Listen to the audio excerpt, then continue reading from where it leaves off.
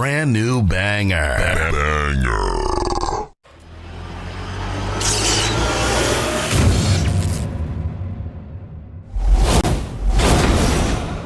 What is your hatred for John Cena? Yo, when Hulk Hogan takes a rock bottom better than you, there's a problem.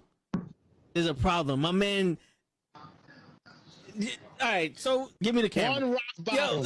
Yo, no, it's more than that. Show, give me the camera. I got the fucking camera. Kenny, I'm gonna have to do it for you. I'm gonna give you the whole spiel. He came out as a prototype. Whatever. You know, he slaps Kurt Angle. Ruthless aggression. I'm not into that. Whatever. He comes out as a rapper. I'm like, okay, all right, I could dig it. You know, he's from Boston, so that's a strike. You know, us New Yorkers, we don't fuck with Boston too much, but you know what? I'll look over that. He's doing his thing. Something original. Some I could, you know, there's something different. It's entertaining. Comes around, and my man has a choice between The Big Show, Kane, or Shawn Michaels. And he gives the most pussiest promo I've ever heard in my life. I will never forgive this. And he's on some, well, you know, I don't want to fight The Big Show because, you know, he's a huge guy, and, you know, you got the Big Red Machine who wants to fight him, and Shawn Michaels is a legend. Fuck that, bro. You already beat all these motherfuckers already. Her return on SmackDown. Okay. So I definitely read some rumors about that. Because for whatever reason, and I don't know Cody's reason, you turn around and go back, and people are gonna be, you destroyed thrones, and you go back? We have been doing this shit for ages, and he still doesn't know how to take it right. Trust me. That's it. I got you. Oh, man, shit. Collapse with the kick. That's what I'm saying. That's the way he didn't collapse during the sun. It was the kick.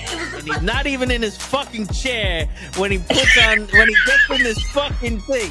He's not even in his fucking chair. Yeah, but he there goes, oh! There he goes. Both matches without the wrestlers were in the table. And on that note, everyone, it's your friendly neighborhood. I stay loose, I stay hype. I stay loose, I stay hype. I stay loose, I stay hype. I could do this all night, cause I do what I like. Yeah, I do what I like. Yeah, I do what I like. Sipping goose, sip is right. And I go with the flow. Yeah, I go with the flow. Yeah, I go with the flow. Cause I know I'm the show. In the zone, here I go. In the zone, here I go. In the zone, here I go. Yeah, they know I'm a pro.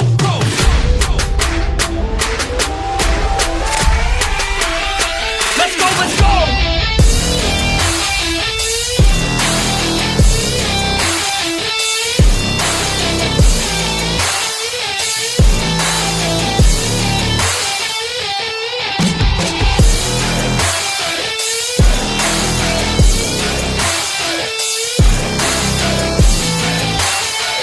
Yeah! Let's go! Here I go, I get lit, I get hyped for this shit. Right.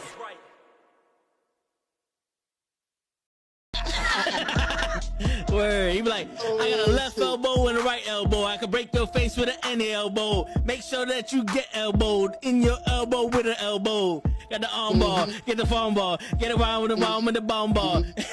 Daddy's gonna take you to Jersey Shore. Yo.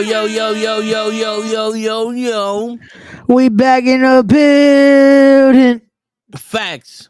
Yo, it's Thursday night home. We talk about wrestling. The bullshit gotta go. Don't leave the floor without letting them that we know Ricochet got more to give than the bullshit that he has with 100 kids.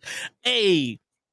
And if you want to hear the rest of that shit, tune in tomorrow for the Tone and Show show. Yo, facts. We got a lot to talk about tomorrow, but today we back in the building. It is Wrestling with Knuckleheads. We are back at 100. We in a good mood. Some good shit today. We were able to have some good vibes. It was a good day, and we keeping it going. We live with y'all. So what's going on? Let's see who's already in the building. What's going on? Normal guy with the first.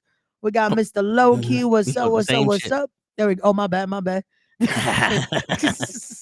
I forgot we both could. Yo, what's going on, Mr. Low-Key? It's all good. We got everyone saying what's up. We got everyone in the building. What's going on, y'all? Yeah. What's going on? It's Thursday. We got a lot to talk about. We're going to be discussing Clash at the Castle, giving our predictions and all that. That's gonna be a little later when Gigi comes on the show. But yeah, we here, man. We here. What's going on, Toe? How you doing? How you been, man? It's not like I just saw you a few hours ago. Word. We had an adventure. We went into Brooklyn. We left Brooklyn. We came back to Brooklyn within the same 15 minutes. Yo, okay. So This is for anyone that We hit all that four happens boroughs. Yo, facts. But to anyone that commutes, right? If you decide to follow your GPS, sometimes I think you got to be smarter than the computer because Word. that GPS said, "Yeah, we're gonna take you this way, and we're gonna make you try to give a U-turn while you're on the Williamsburg Bridge, and just be like, fuck it." And it's like, I don't know about you, but there's a train passing in between. There's no way to give a U-turn. Mhm. Like you're either going into the city or you're getting off before you get to that part where it's like, where do you want us to go? Into the water? So the GPS decides like, nah, we're taking out into the city from Brooklyn to then go back to Brooklyn. Your GPS said, no. That was the look the GPS gave us. Yo, facts. Facts. Love it was Neil like, deGrasse Tyson. yo, facts. It was I like, invited him nah. on the tour on the show, but apparently he's too busy dealing with Terrence Howard shit. What happened with Terrence Howard? The fuck? He tried to develop new math. Didn't work. let him try to figure out why he was replaced as Rhodey. But yeah, man. But no, it was a good day. It was a good day. We got to be with some of the Knucklehead crew. We got to chill. We got to have some amazing food. We had we were shown cookies. We did not have cookies, but them cookies look good. In all ways. You want to hear Normal more about guy. that? You're gonna have to tune in tomorrow to the Toe in the Show. Let me just tell you something, normal guy. If the girl who's holding the cookies was a KFC, she'd be all thighs. You know what I'm saying? We're gonna leave the imagination to you, baby. Yo, all I'm saying is somehow I did not see any cookies. But again, y'all want to hear more? You'll have to tune in tomorrow to the Toe in the Show for more of the story. You know who ain't see no cookies? Ricochet. Let's get into this while we can before we get in trouble. Okay. So we're gonna get us in trouble. DD gonna yell at us. Facts. So that's why we're gonna do it tomorrow. We're gonna say it tomorrow on the Toe in the Show. We're right. But when it comes to the Ricochet scenario, so again, I feel like it's an unfortunate scenario when you feel like there's so much untapped potential, and it's almost like you're wasting the time that you have with the person. Because again, they're all contracted. It's not a scenario of it's you only have a certain amount of time. If the person decides to re-sign, or if you decide to re-sign them, that's a different story. But the issue is, if you're not doing anything with them, why would they decide to re-sign? The case of Ricochet, it feels like it was a start and stop scenario so damn much that it's like, why is he gonna want to stay? You know. But when it comes to this, I still feel like there's so much they could do with him that I don't know if he should leave. You know. But what are your thoughts on this whole scenario, Joe? I think one of the first mistakes they made with him was pulling him from NXT too fast. He should have been NXT champion. He was a hell of an NXT North American champion. He should have been NXT champion. I believe Alex Cole was champion when he left. I know Alex Cole won the North American title from.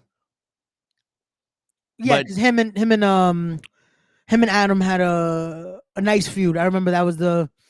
I said Alex. I'm sorry, Yeah, Adam Cole. Alex Cole coming to Diamond Championship Wrestling. Yo, first off, he's in AEW. It's copyright. Fuck y'all. He did the moonsault. I remember the springboard moonsault that Adam caught him with the super kick. Remember that? Alex was like Cole is Michael Cole's nephew, the person he was supposed to be. Got you. That you know, it's crazy that was supposed to be a thing.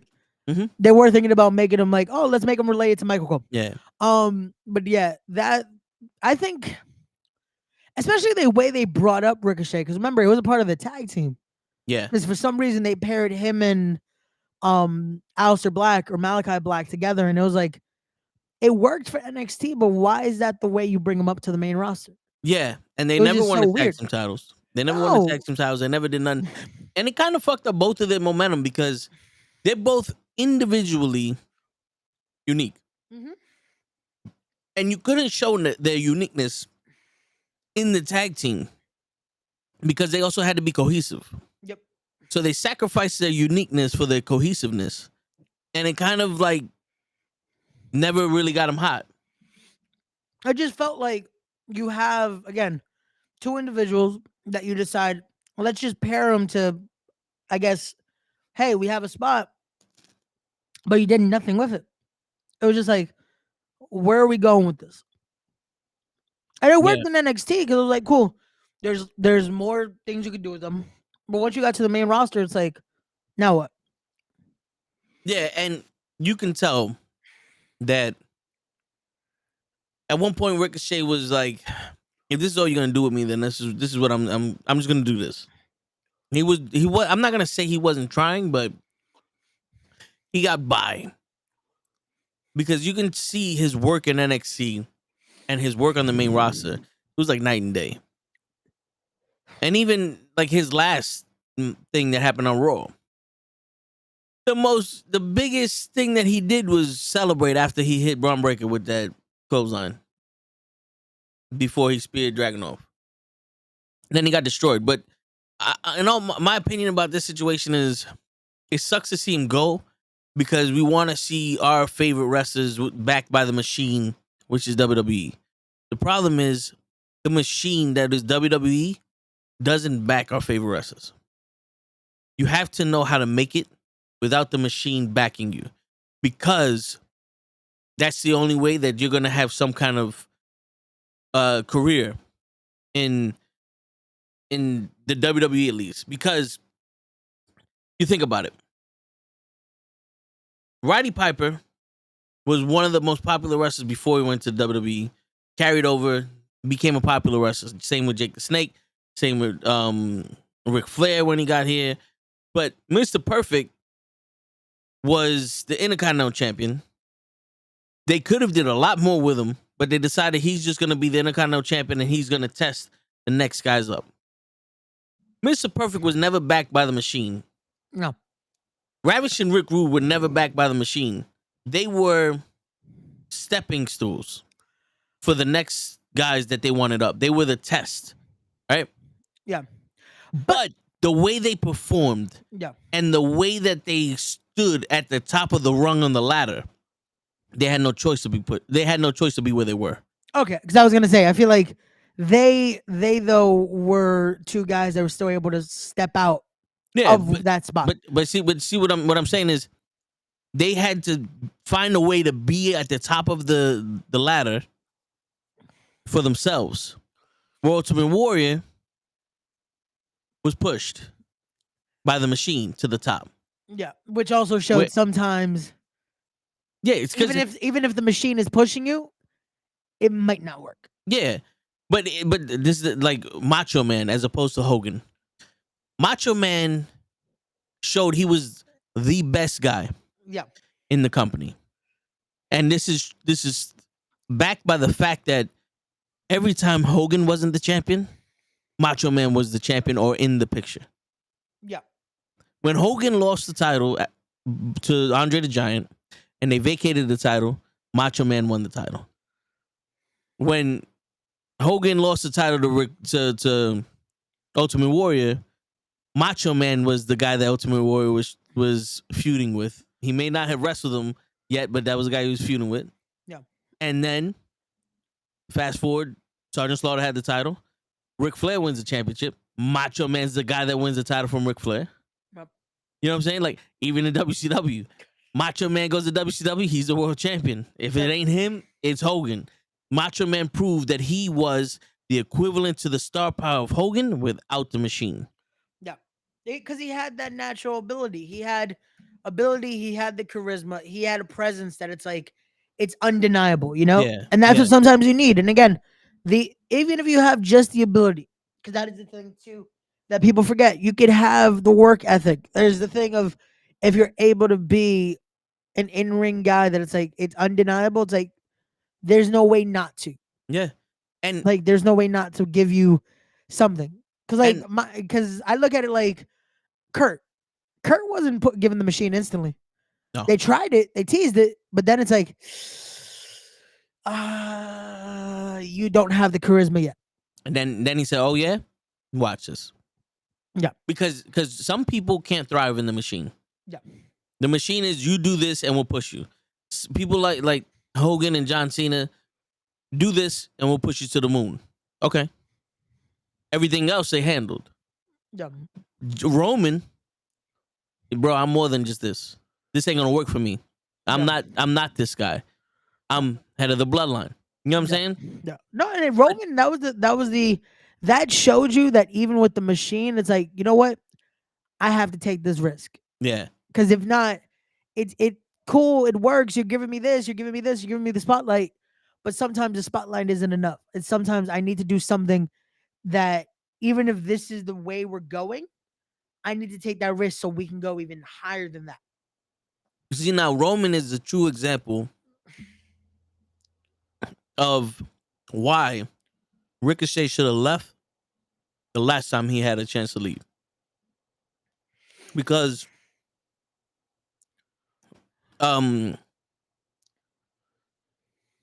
Long Island IC, Yep. Matt Cardona, Yep.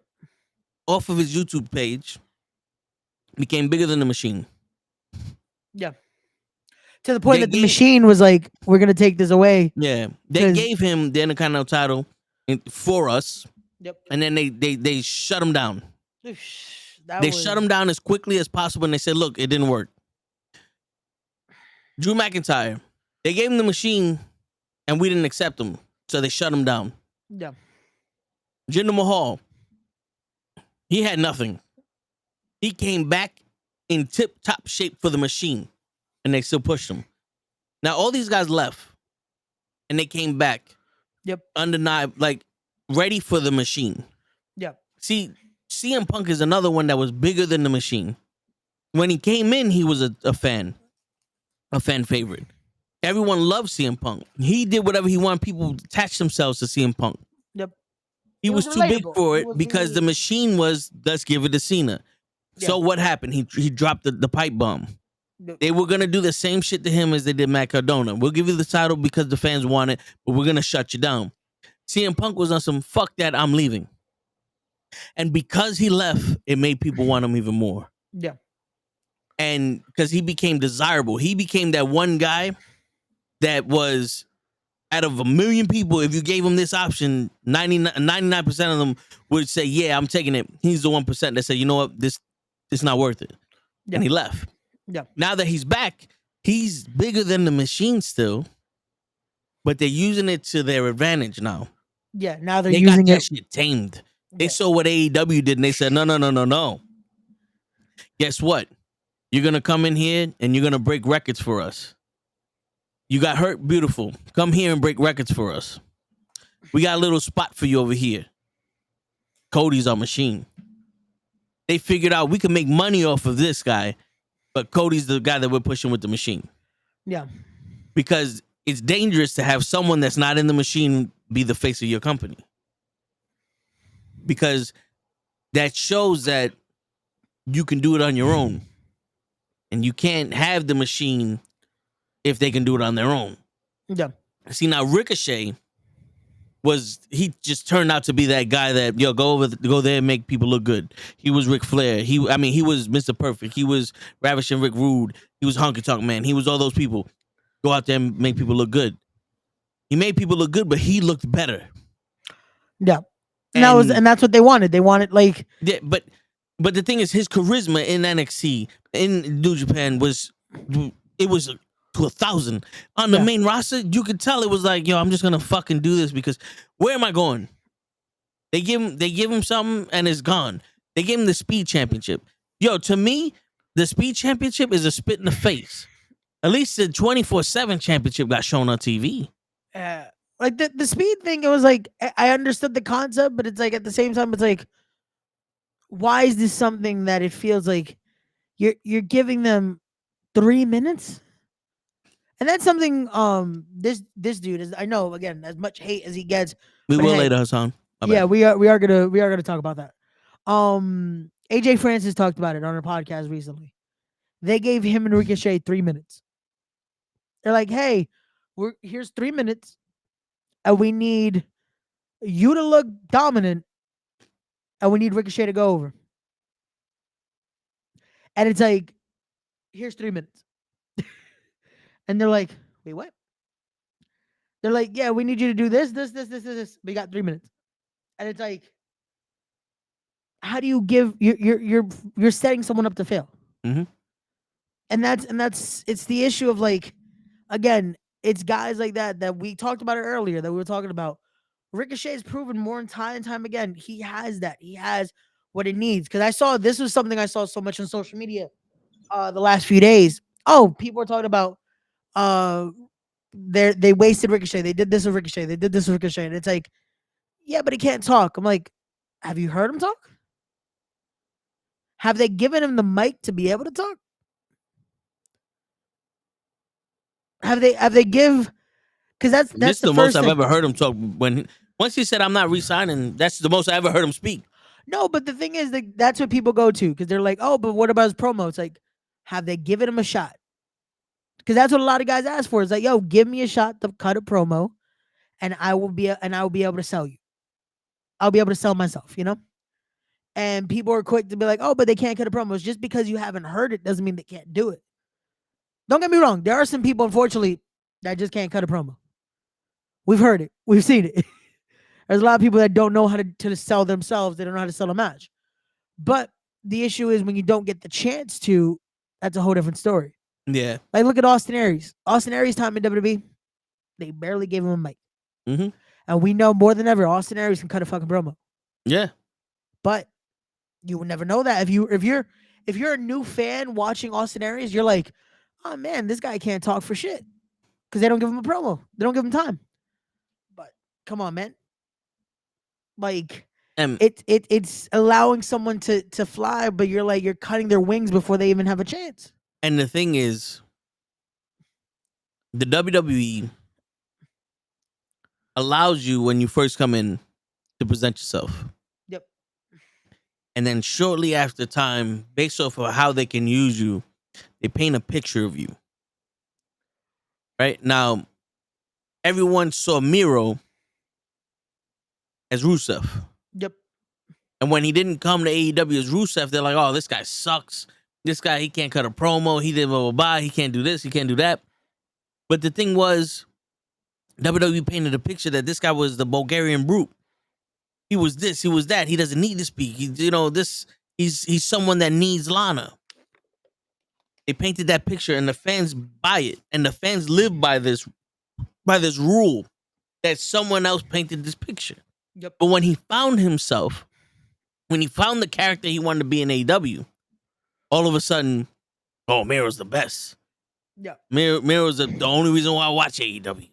The promos he cuts is crazy. WWE is stupid for letting him go. You know, and it's all judged by WWE and shit. Yeah. That's a quick thing. I don't know. I don't know about you, but yeah, Bryan Danielson doesn't cut a promo typical of the WWE. He doesn't cut promos, to be honest with you. He just yells that I'm gonna kick your ass. And people like that. Yeah. And I'm not judging it. But he also goes, what I do in this ring is gonna show you why I'm better than you. Yep. And they allow him to say that. Ricochet can turn to literally anyone and go, while I'm in this ring, you can't hold a candle to me. He said it to Logan Paul, and the travesty was they tried to have Logan Paul keep up with him, and they couldn't. No matter what y'all say about that man, he can't keep up with Ricochet. You can be as athletic as you want, yeah, but with the amount of years that Ricochet's been doing this, there's no way somebody with the little bit of experience Logan Paul has will keep up with Ricochet.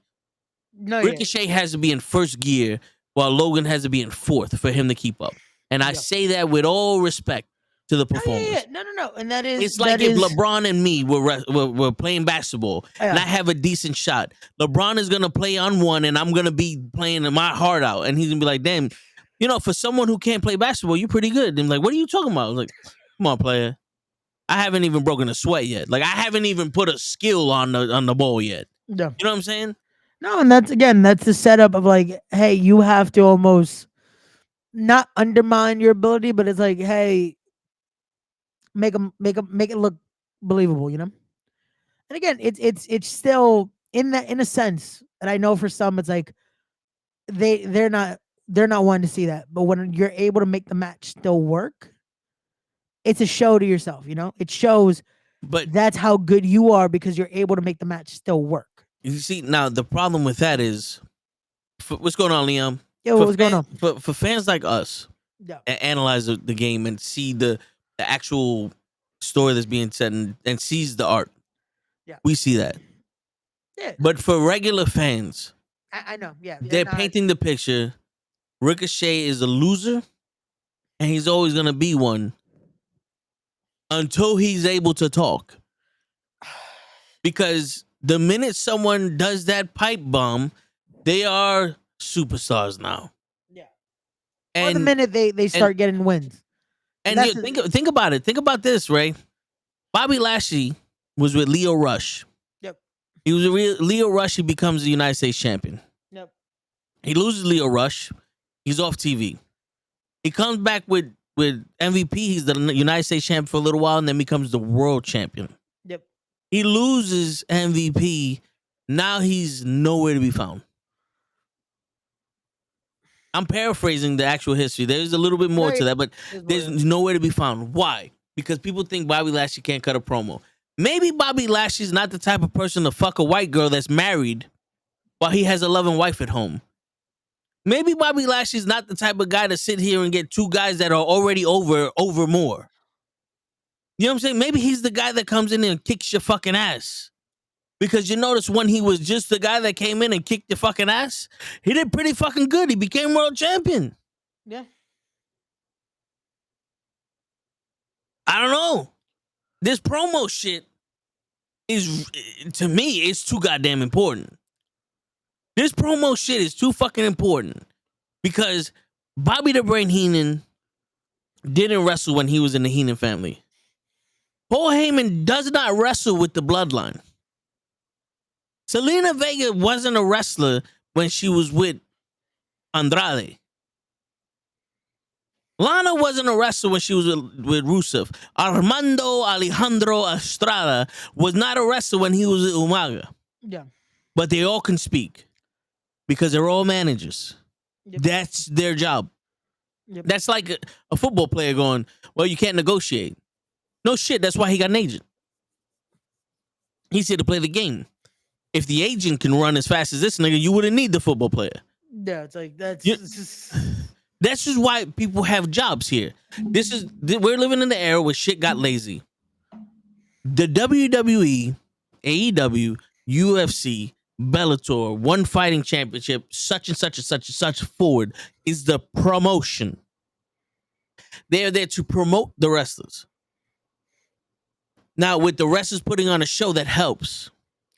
But Vin Diesel doesn't come out of pocket to make commercials for Fast and the Furious. Fox or whatever the fuck company that promotes the fucking movie, they do that. Yeah, they're the ones that are... Vin Diesel gets paid to fucking act in it. Yep. He answers questions about it when he goes on tour. But the commercials, the promotion, and all that other shit, that the posters and all that gets paid for by the fucking... the companies, the people the producers, the marketing, all that. Yeah, they have a marketing team. They're producing that. They're promoting that. Yeah, it's almost like now. Well, if you can't promote yourself in my promotion, well then you shouldn't be here. What is he supposed to do? He's a wrestler. We watch wrestling. I know it's like a telenovela, but what do you want from Ricochet? Yeah, you want him to cry? Or do you want him to get his ass whooped every time somebody mentions that he's in a relationship with Samantha Irving? Because that's what I'm seeing now. From a man that does incredible shit, he's not being shown as nothing. And we're in the Triple H era, the Paul Levesque era, and it's the same thing. Just because he's on TV more doesn't mean anything. It doesn't mean anything. Braun Breaker's been on TV for 3 weeks now? And all of a sudden, Billy Ray got a fucking idea to make him even more bigger.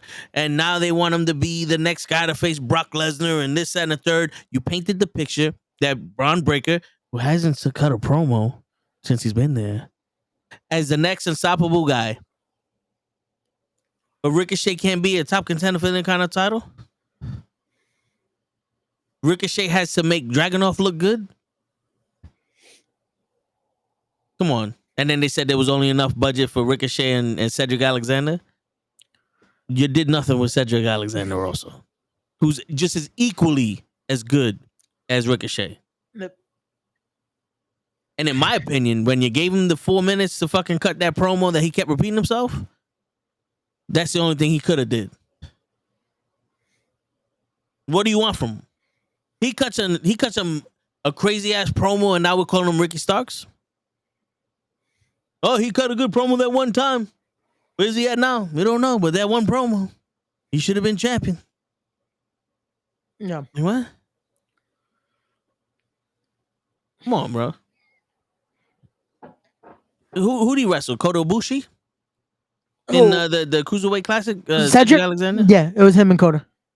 Yo, as soon as that match ended, they said sign Cedric. They signed Cedric, not because of the promo that he cut during the match, but because of the match, they signed him. Yeah, the in-ring ability and all Yeah, that. That is the thing, that it's the art of promo. Yes, it's important. Promos are important. The problem is you have to also have that in-ring ability. And when guys like that can really showcase that, and you have something, work around it. There are a bunch of people that have great work ethic, and you see it. And again, there are unfortunate scenarios where it might have ruined the person. Like Dean Malenko, for example. Dean Malenko, to me, is truly someone that is a master of his craft. Is someone that is a true mat technician. Fortunately, his promo was not there. But this is the one few time you'll ever hear me compliment Mike Tenay. Yeah. In WCW, Dean Malenko was the Cruiserweight champion. I believe the TV champion. Yep.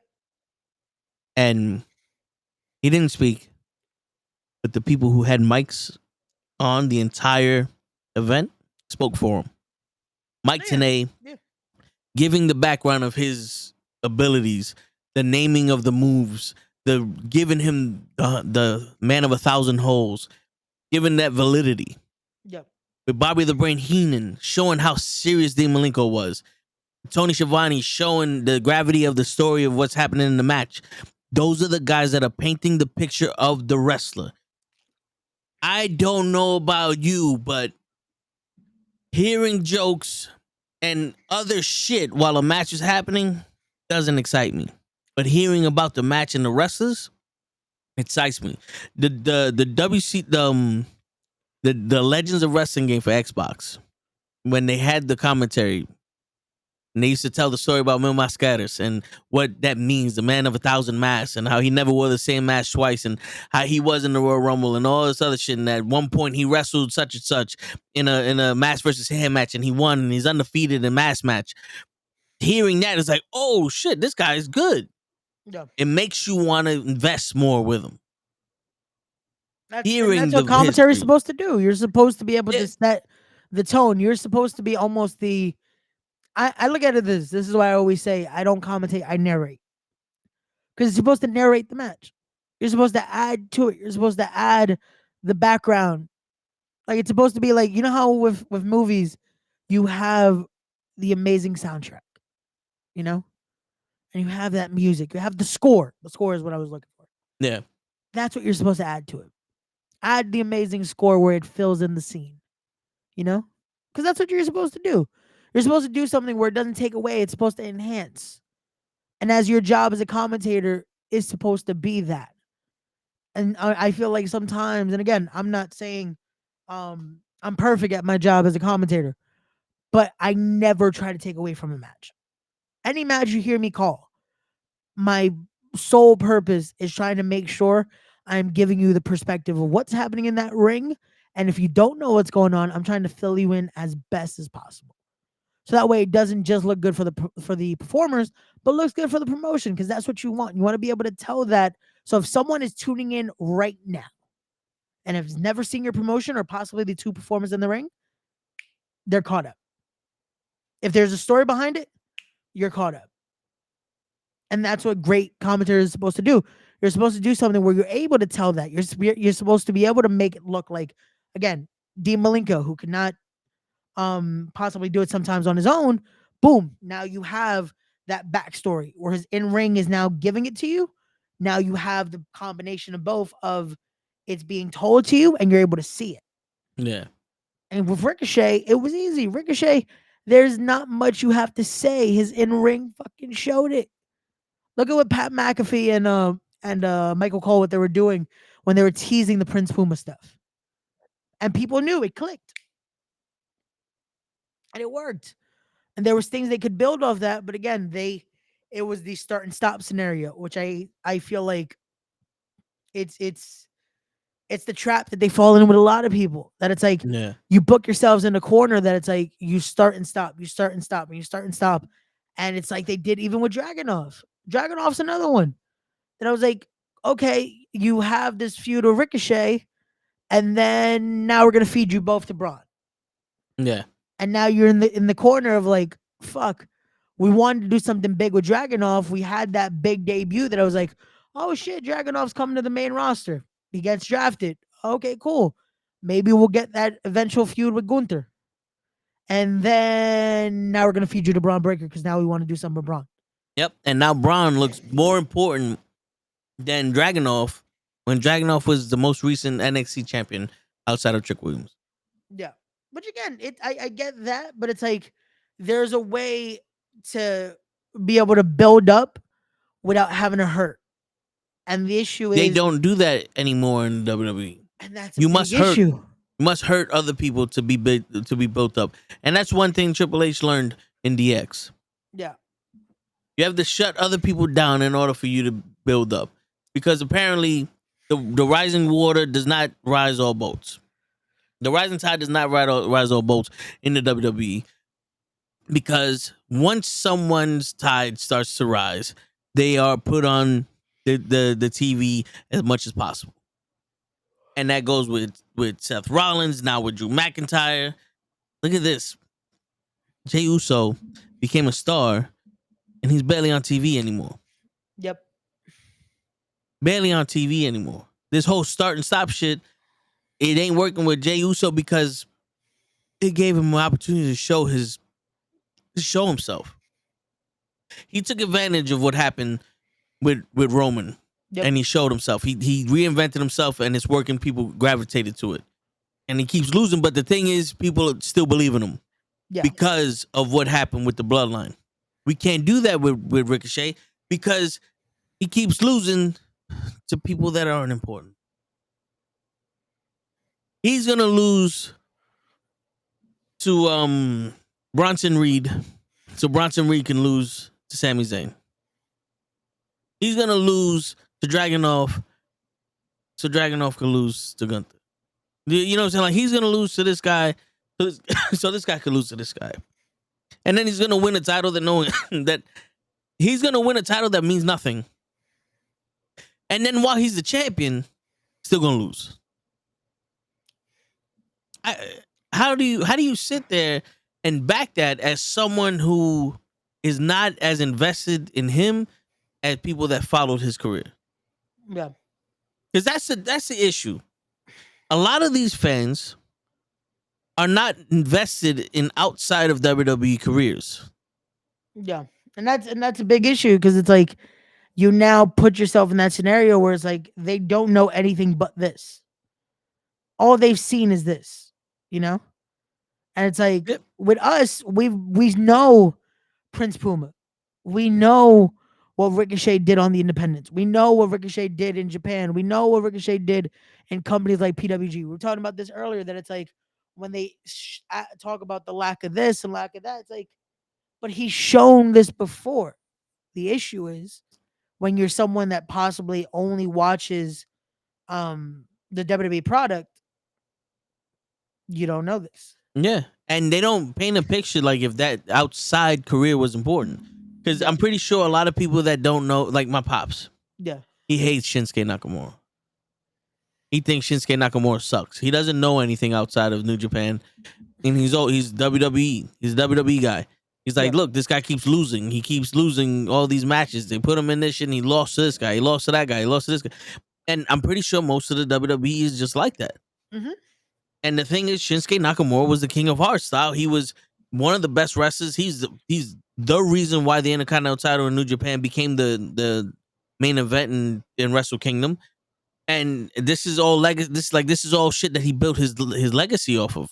And then he comes here and they tarnish the legacy to someone who doesn't know him. Yep. You know what I'm saying? And it's kind of like Ichiro had to reprove himself when he came to the United States and MLB. But he was a legend in Japan playing baseball. And a lot of these guys have to reprove themselves, and it's like they're already past their prime. They can't reprove themselves. You're gonna have to paint the picture that this guy is the guy and let him be the guy. So, AJ Styles, he walked in, people cheered him, but ever since then he was the guy. Yeah, they painted that picture. He fought John Cena. He fought Roman Reigns. He's the guy. He was what Ric Flair should have been when Ric Flair came in '92. Yeah. Well, at least but also AJ came in. It was a lot easier when AJ came in because he wasn't coming in with the mentality. But with AJ, it was so easy. You saw that reaction. They did it so well that they painted the picture because they made it big match feel. They made it big match feel, which is crazy when you watch the doc and AJ's like, I even joked around. I was like, hey, let me be number 2. Imagine that pop. How crazy that would have been. Because 3 was already like, holy shit. Imagine number 1 was Roman, right? I think so. And then imagine if it's like, and the entrant that drew number 2, and you play that. Imagine that just off the jump. AJ fucking Styles. But again, even 3, that pop. And it's crazy because it's AJ Styles saying, I hope they remember me. Yeah. Like, I hope someone pops. But that showed sometimes, again, depending on the person, that there's going to be something that resonates. Because there are, again, as we said, there are some WWE fan base that might just know WWE. But there is going to be WWE fan base that are wrestling fans that are going to know the New Japan. They're going to know TNA. They're going to know, for now, AEW. And they're going to know these guys that it's like, holy shit, this is huge. Like with NXT, that's what they're banking on with the TNA stuff. That it's like, holy shit, Jordan Gray showing up. Holy shit, Ash by Elegance, but Dana Brooke. Yeah. Which she looks completely different. Like she did shit on her face. She had to have got her face done. Yeah, but it was just, that was the funniest line watching the pay-per-view on Sunday and hearing Vic Joseph, oh, it's Dana it's like, you know what? That's a great mistake, but it's like, that's what you want. Cause it's organic. Cause it's like, yeah, she was Dana Brooke here. So it makes sense. Yeah. Like that is something that's like, cool, that works. Because now you remind the audience, hey, remember who this was here? She's now in TNA. Mm-hmm. And now you could work off that it's like, it piques that interest. And then with more people, possibly, if the rumors are true for that Battle Royal on Tuesday or Rumble they're doing on Tuesday, there's possibilities of more people from TNA showing up. Matt Hardy tease possibly making that appearance. A guy like Joe Hendry that everyone wants to show up. Because that's the thing. I think what they're doing Tuesday is it's Rumble style because they're gonna do entrances, and people are like they would love for the pop of Joe Hendry's theme because that he was able to get his theme on Apple and Spotify and all that, and he was able to get it to chart. So that was like the big thing. He got his thing. I think it was on iTunes. It was like top 6. Shit. Beating like Taylor Swift, Beyonce, all that. And they were hoping for some reason, like the big thing, like the meme of it was him showing up to help Cody Rhodes. But imagine the reaction that they will get on Tuesday if they're fighting. It's on the it's hey, this is the contenders match to determine the next challenger for Trick Williams, and all you hear is say his name and he appears, and fucking Joe Hendry shows up. Again, wrestling fans will pop. Yeah. Possibly WWE fans will be like, they're like, who the fuck is this guy? who's this guy? And why am I clapping them? Yeah, and like, it makes like intrigue. Yeah. Now, but here's the downfall. Yeah. Now, the Gorillas of Destiny, yeah, they debut, and we're like, who are these guys? Oh, we know who they are, right? We're expecting big things happening from, and then they lose. They get their ass kicked. They're not what they like in their wrestling match. They're not what they perceived when they debuted. Yeah. But then Solo debuted the same way, but he's from NXT. Now we make him look tough. He's the enforcer of the bloodline. He's the guy that when Roman says jump, he says, how far do I throw this motherfucker? You know what I'm saying? He's the guy that Roman's calling to fuck people up. But the Gorillas of Destiny, they're legitimately the guys that you call to fuck people up. Yeah. In New Japan, they're the legitimate tough guys. There's a reason why they're the fucking Gorillas of Destiny. Like, you know they what I'm are. saying? Like, it's guerrilla warfare. Like, their father bit off homeboy's face. He kept eating. You know what I'm saying? Like, why wouldn't that be something that you promote? Yeah. Like, you see Paul Heyman is afraid of Solo and the Gorillas of Destiny. Yeah. Why is no one else feeding into this? Yeah. You know what I'm saying? Like, that like, come on, throw like that. That should be something where Michael Cole goes, yo, why is Paul Heyman so afraid of these guys? And Corey Graves goes, these guys are the Gorillas of Destiny from New Japan Pro Wrestling. If you don't know who they are, you might as well go look them up. But I can tell you right now, they're not ones to be played with. Yep. They were in such and such, such and such, such and such. They did this, and this. And these guys hurt people. You can even make a thing like they're not in New Japan anymore because they hurt too many people. Yep. And you can even throw that, like, again, throw in their father is Haku. That alone tells you a lot. Them being Tongan, what that means. Not saying too many things that possibly will offend, because I know a lot of people are throwing the savage term. It's like, hey, let's not be rude. But there's ways to set this up.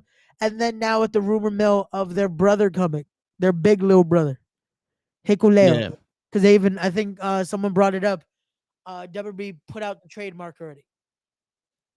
So it was already found for the name change for Hikuleo. So imagine that you're adding now another element, something you could sell, that it's like, and they're growing more and more. The team is multiplying.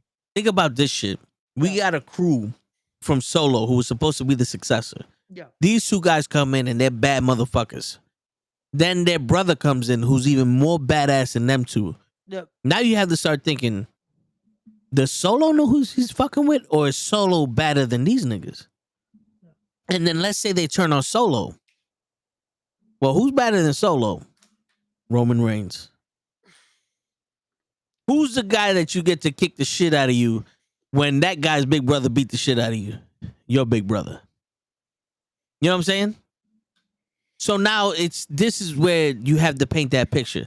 And I don't give a shit what anybody says. It's a stretch to paint that picture based off of what they're showing us. Yeah. We do it in our heads because we romanticize wrestling. Yeah. We make this feel the way we want to, but they're not showing that. Yeah. We try to fill in the gaps, and it's like, it's easier for us to do it because of watching everything we do and seeing what we do. But it's like it shouldn't have to be that. We shouldn't have to fill in the gaps. It should be one of those where it's like we watch and they tell it for us, and we're just watching. All we have to do is sit back and watch. Or like the saying goes that I know so many people hate, just trust the process and let it happen. And when it's done correctly, that's all you have to do because you see it. You just tune in and boom, it happens. Sunday was one of those that it's like, you know what? All you had to do was sit down and watch. Yeah. And NXT did well. NXT set up things that it's like, cool, this is what I want to see. You know who actually does that pretty well? TNA has been doing that really well right now. That's like all you have to do. Sit down, watch. If you hopefully can watch, because unfortunately, I can't watch it. Yeah. Yeah, it's like I would love to watch TNA weekly because they actually, from what it looks like, it's an actual it's a consumable product right now. That it's like, yo, this is interesting to see. Like the promos they're putting out, the vignettes they're putting out, the match quality. It's like, yo, I want to see what's going on. Like they have a pay-per-view Saturday. They have one Saturday night in Chicago, and looks like a dope card. The problem is if you don't have the channel, it's like I would love to know how we got here. Yeah. But we don't get TNA. And that is the only issue.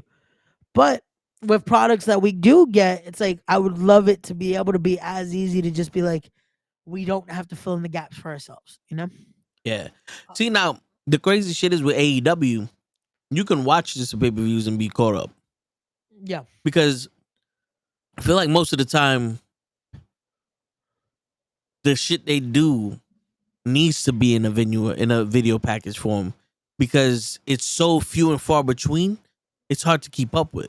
Yeah.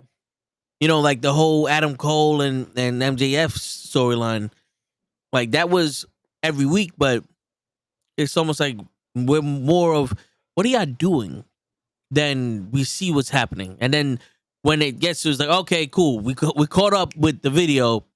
Now let's watch the match because we're putting all our faith in the match. Yeah.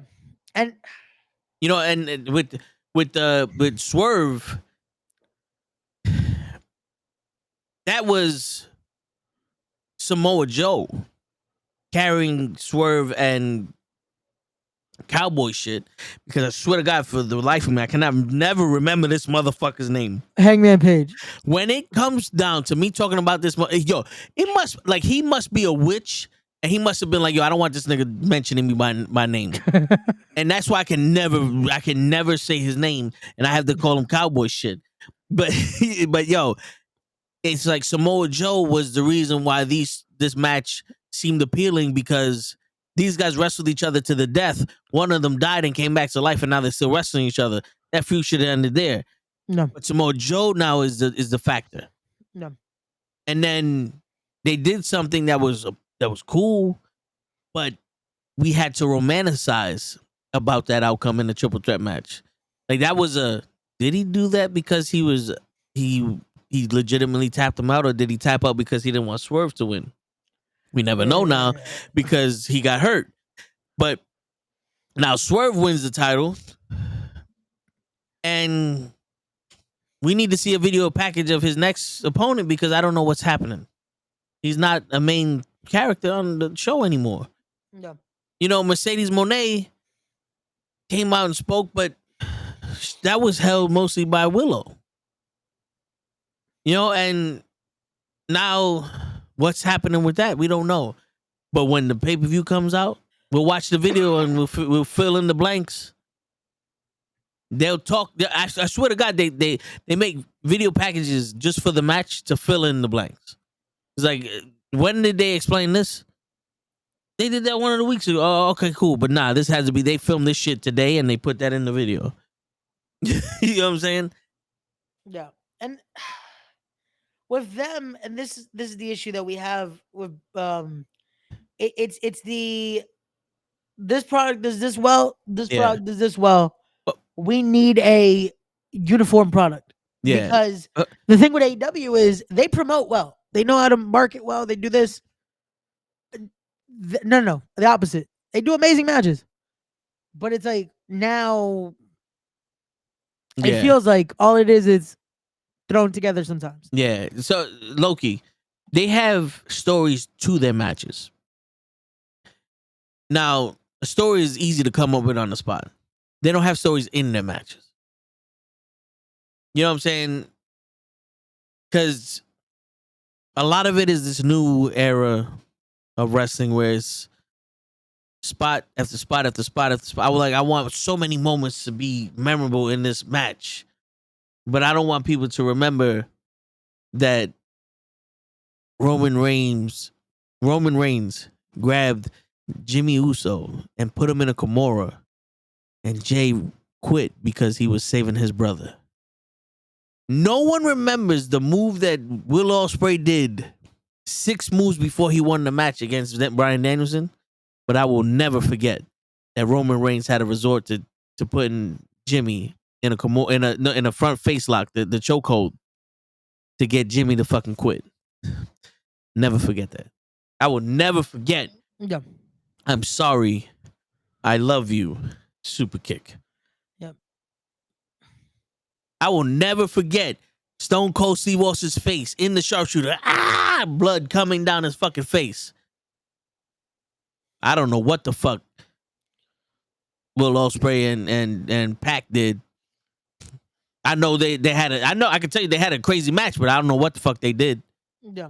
But I remember Toshima, hero, the Asian guy that fought Will Ospreay, Takahashi.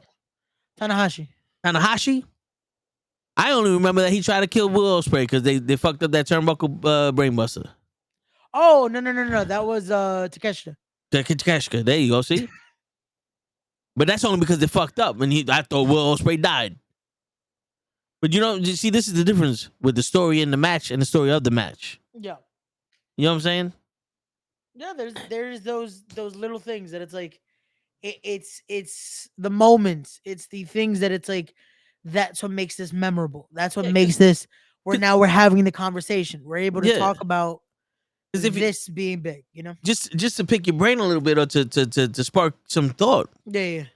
Shawn Michaels versus Undertaker was, I'm going to throw a number out there. Let's say 30, 40 minutes. The first time they wrestled at WrestleMania. Yeah. Ron Simmons won the title against Vader, I think, in 5 minutes. It was a short match. But no one will ever forget that power slam into the pin. That match was not long. Vader versus Ron Simmons was a short match. That match is almost... Holy shit, yeah. Yeah, because it's give or take, I think I want to say it's like 7 minutes. If that. Yeah, it was a short match. Holy shit. And the majority of it was that power slam. And that's the memorable moment, because it's like, holy shit. Because of the story of it. One, him picking him up and being able to hit that move. Yeah. And then seeing the 1, 2, 3, you have your first African-American world champion. And the way that Ron Simmons reacted, the way that Vader reacted, the way that everyone reacted. All right, Gigi. Gigi's going to be on soon. All good. It wasn't finally we have an African-American champion. It was, holy shit, someone dominated Vader. Oh, yeah. And he just so happened to be African-American. Yeah. Well, when we talk about it now, that's what also makes it such a monumental moment. But in the moment, it's like, holy shit, someone beat Vader. Holy shit, Ron Simmons was able to pin him. Holy shit, he got him up for the power slam. Because it wasn't treated as black versus white. It was treated as wrestler versus wrestler. Yeah. And that moment where you let history tell itself, you let that moment transcend itself, because we know how more powerful it was for the moment of Ron Simmons winning that championship. We know, we know. Well, now especially how important that was. Yeah, years later, now it's like, it's such a talked about moment. It's a moment where you talk to a lot of people, and it's like, those are the moments that inspire so many people. You know? Look at this. As much as you want to call, as much as Vince is going through his shit. Yeah. No matter what was going through his shit. The storyline of Vince basically going, I don't think you're ready. I don't think you're good enough to be champion, to Kofi Kingston. Yeah. Wasn't, I think, because you're black, you can't be champion. It was, you've been here for so long and you never did it. I don't think you're ready. You don't deserve this. Yep. And then he fought. He deserved it after deserve it after deserve it after deserve it. And he wins the title.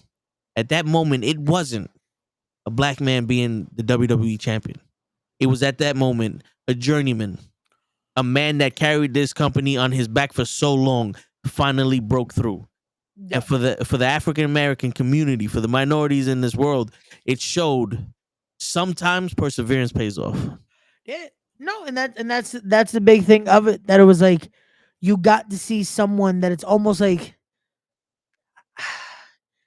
it's like we said, how they paint it. It was like they never painted Kofi to be able to get there, you know? And we know the talent, we know he could do that and so much more.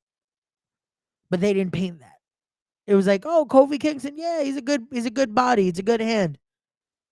And it's like seeing it finally, because there was so many moments of like, oh, can they do it? Will they do it? And just that story of like wanting to see it, wanting it to be Kofi Mania. Yeah. Knowing that, hey, a guy like Bryan Danielson did it years before. Because again, Bryan was another one. Bryan, as much as we knew what Bryan Danielson could do. Daniel Bryan was not painted that way. Daniel Bryan was not painted as the guy that could be the WrestleMania main eventer. Yeah. The last time Daniel Bryan was at WrestleMania, he lost in what, 15 seconds? Yeah, to Sheamus. And it wasn't even on the main show. No, it was the first match of the show. Was it? Yeah, because it was for the world title. Because I remember on the network cut, like legit, it's almost like pre-show happens, and before he even does the warning, do not copy this shit, the match is already done. Yeah, no, that's how fast the match was. Like, it's fucking insane. Yeah. But it's one of those that it's like, that happens. Yeah. So that it's another reason that it's like, hey, they did it here, and we see this, and it's like, boom, we get another amazing moment. Yo, another amazing moment. WrestleMania 21. No.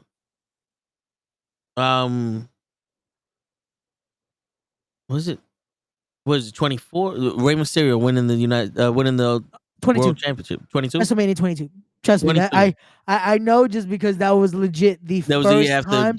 Eddie Guerrero. Yeah, But that was the first time I legit was like, no, I need to watch yeah, WrestleMania live. Like I stood up to watch that whole fucking WrestleMania. Yeah. Because that was a moment where, again, it's a guy that it's legit. It was the story of the biggest little underdog. Like, no one believed Rey Mysterio could be world champion. One, he wins WrestleMania. Boom, he gets the moment.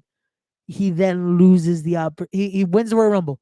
He gets his WrestleMania match, loses it, and then able to just climb his way back into it.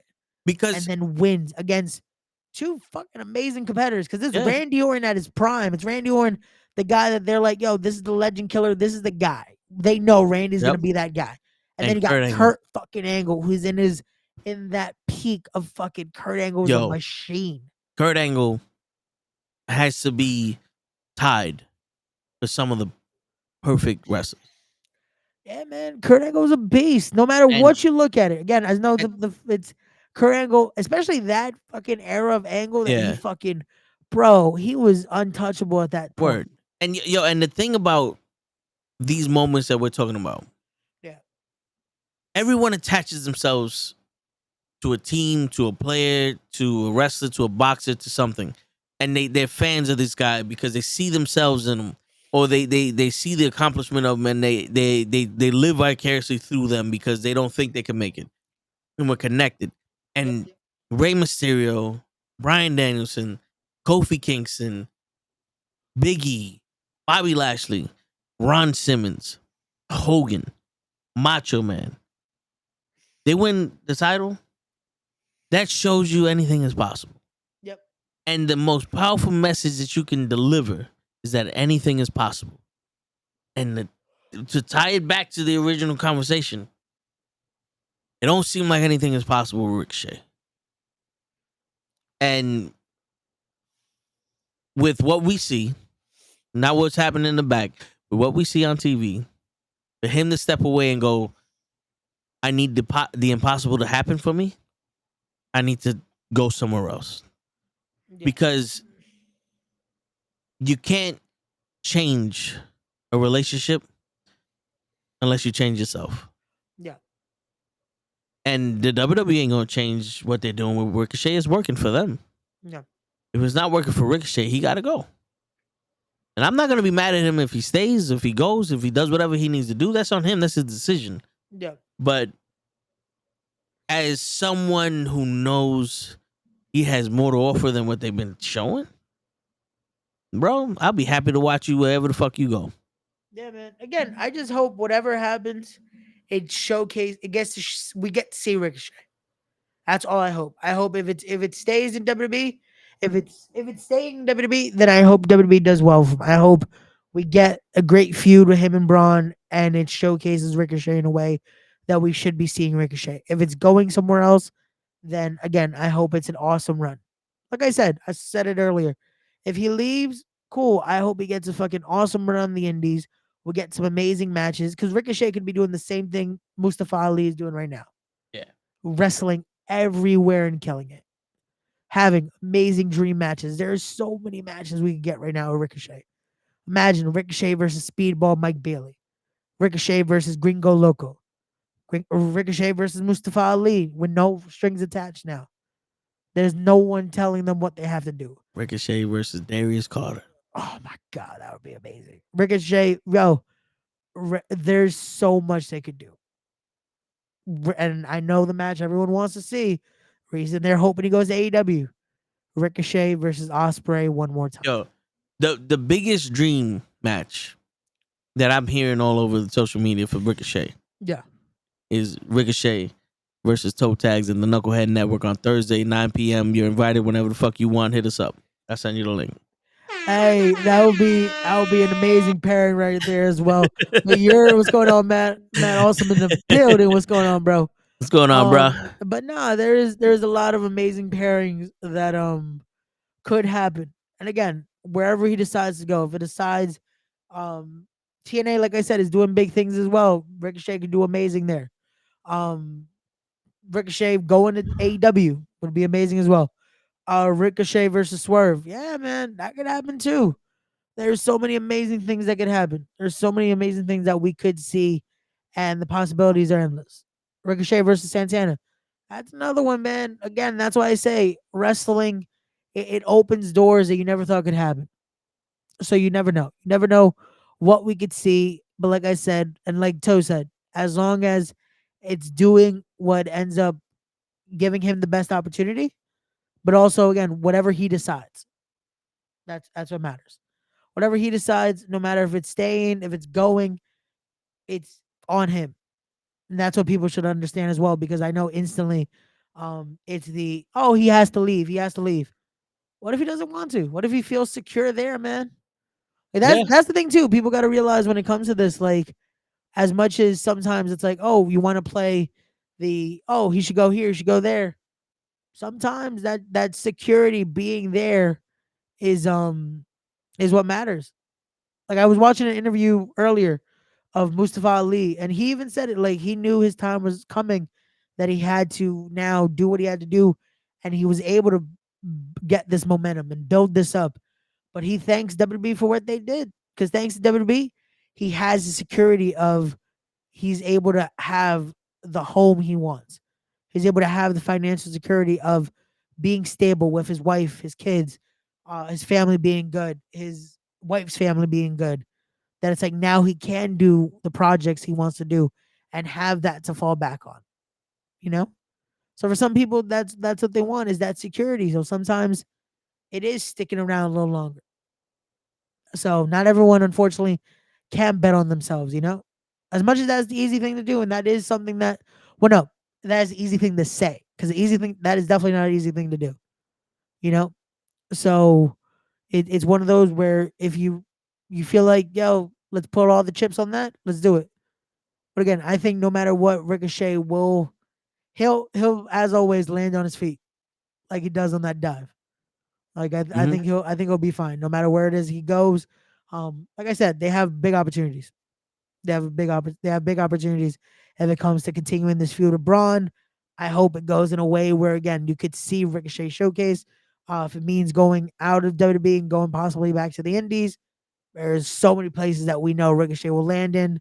Osprey teased it earlier. He put out a picture. I think it was at an airport. You just see somehow it said Ricochet there. It was funny. I guess that's I don't know what it's promoting, but it said Ricochet. It's like too perfect. Yo, So word. he did it. Swerve teased it. He's like, "Hey, the door's open."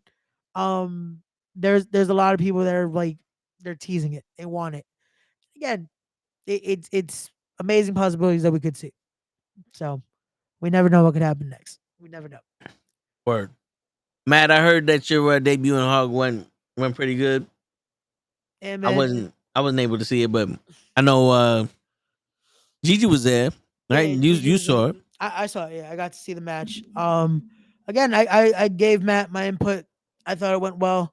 Shout out to them. Shout out to Matt. Congratulations. Shout out to Word. Jarrett. Shout out to Chris Cage. Shout out to Eden. Shout out to Corey Mack. Uh, Pedro Donis, I believe is his name. I'm not too familiar with, but shout out to him as well. You guys showcased well. You guys got to represent nuestra cultura. And shout out to Santana, man. Shout out to Santana for doing things and being able to truly um do something different. Put the stamp of just Boricua and betting on that, you know?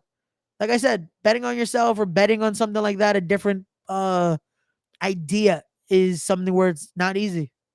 Because Yeah. again, you're doing it on a busy weekend as well. Like you're deciding, let's throw a show. Um, you're putting on the show during Puerto Rican weekend, where it's like parade, the festival, all those festivities, fucking so many little parades. Like I know, shit, the city had theirs, Knickerbocker had theirs. Like no matter where you look, there was Puerto Rican flags and just craziness. So to decide, you know what, let's also throw this show that same weekend and hopefully do well. And it did more than that. Shout out to him and shout out to the amazing talent that competed on that night. So, Word. You know what's funny? I just looked at I wasn't even following Eden. But I got him now. Yo, shout out to my boy Eden, man. That's my little bro right there. Shout out to him and all the things he's doing, man. Big things coming for that kid, man. So, but yeah, man. Again, I hope big things come for Ricochet. And for anyone that's in that limbo, because I know a lot of people are still in that limbo right now of possibly being out of contracts or in the midst of contracts and all that. I think when we're coming back, we were talking about it. Jeff Hardy apparently is a free agent as of tomorrow. So will Jeff just go with his brother in TNA? What is Jeff gonna do? Um, we shall see. I would not be surprised if Jeff Hardy shows up at the I believe it's tomorrow. Hold on 1 second. Is the TNA pay-per-view tomorrow or Saturday? Hold on 1 second. Shit, I probably should know this just because of the amount of people I follow on with TNA. Okay, is tomorrow. So yeah, that's happening tomorrow. They have a pay-per-view tomorrow? Yeah, it's live Friday, June 14th. Yeah. Oh, you have Against to watch it on TNA Plus? Hold on 1 second. I'll let you know right now. It is available on TNA Plus. Is it also available on Fight? Because usually I think it's on Fight as well. Hold on 1 second. Let me see. Is it available? Now I see Forbidden Door on there. Is TNA available? It is. It is available for the price of $10. That is not bad, actually. What? The TNA pay-per-view tomorrow. Oh, okay. It's only $10 on Fight. Oh, that's It's not actually not bad. That isn't bad. That's not bad for a pay-per-view, man. Shit. Remember, for back in the day, for certain pay-per-views having to still be like $70 and shit. $10 ain't bad. $10 ain't bad. I might buy the pay-per-view tomorrow. We'll see. And actually looking it up, I forgot Dolph Ziggler's in TNA. Yeah, man. He did what he needed to do, and it's paying off for him. Like I said, WWE is not the only end all be all when it comes to wrestling.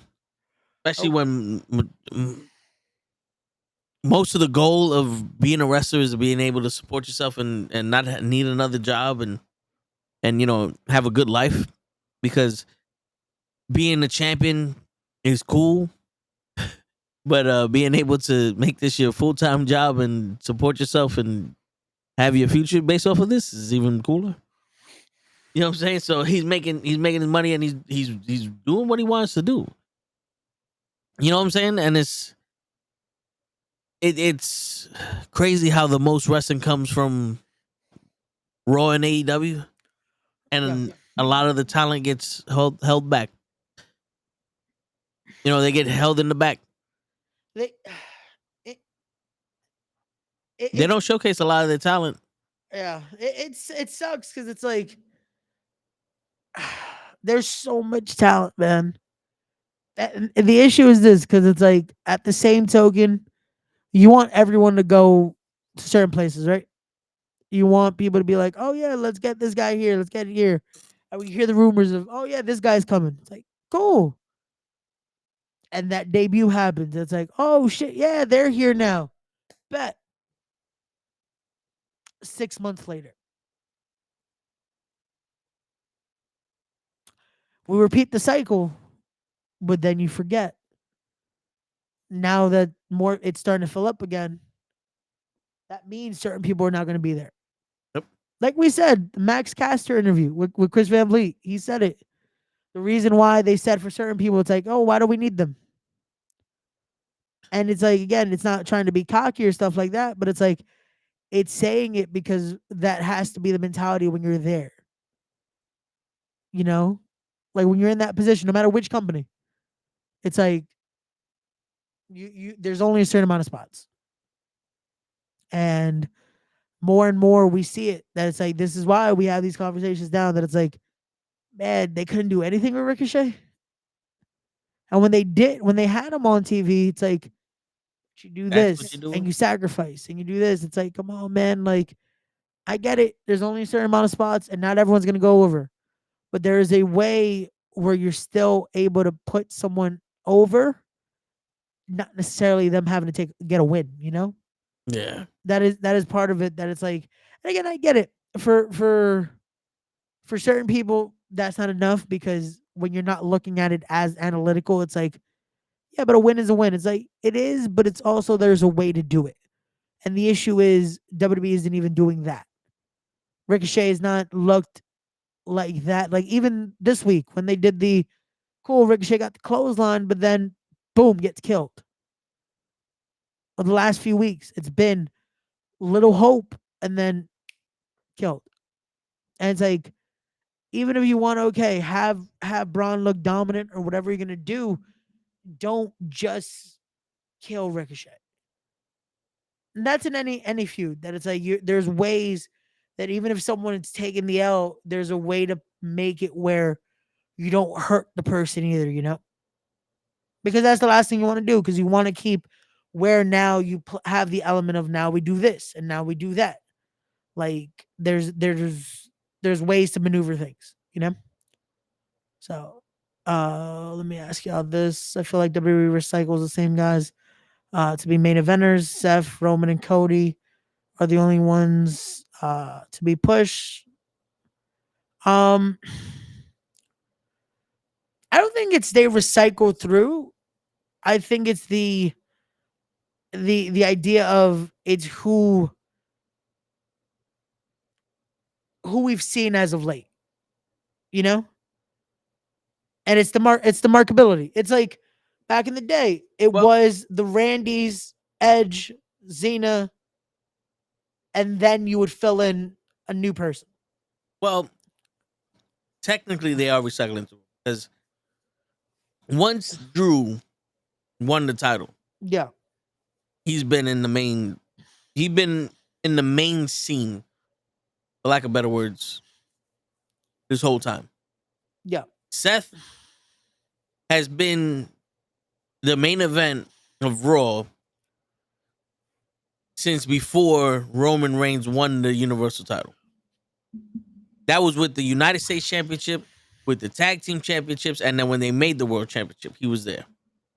Only time he wasn't there was when he was hurt. Because even when he wasn't champion, that Monday Night Messiah shit was the main event shit.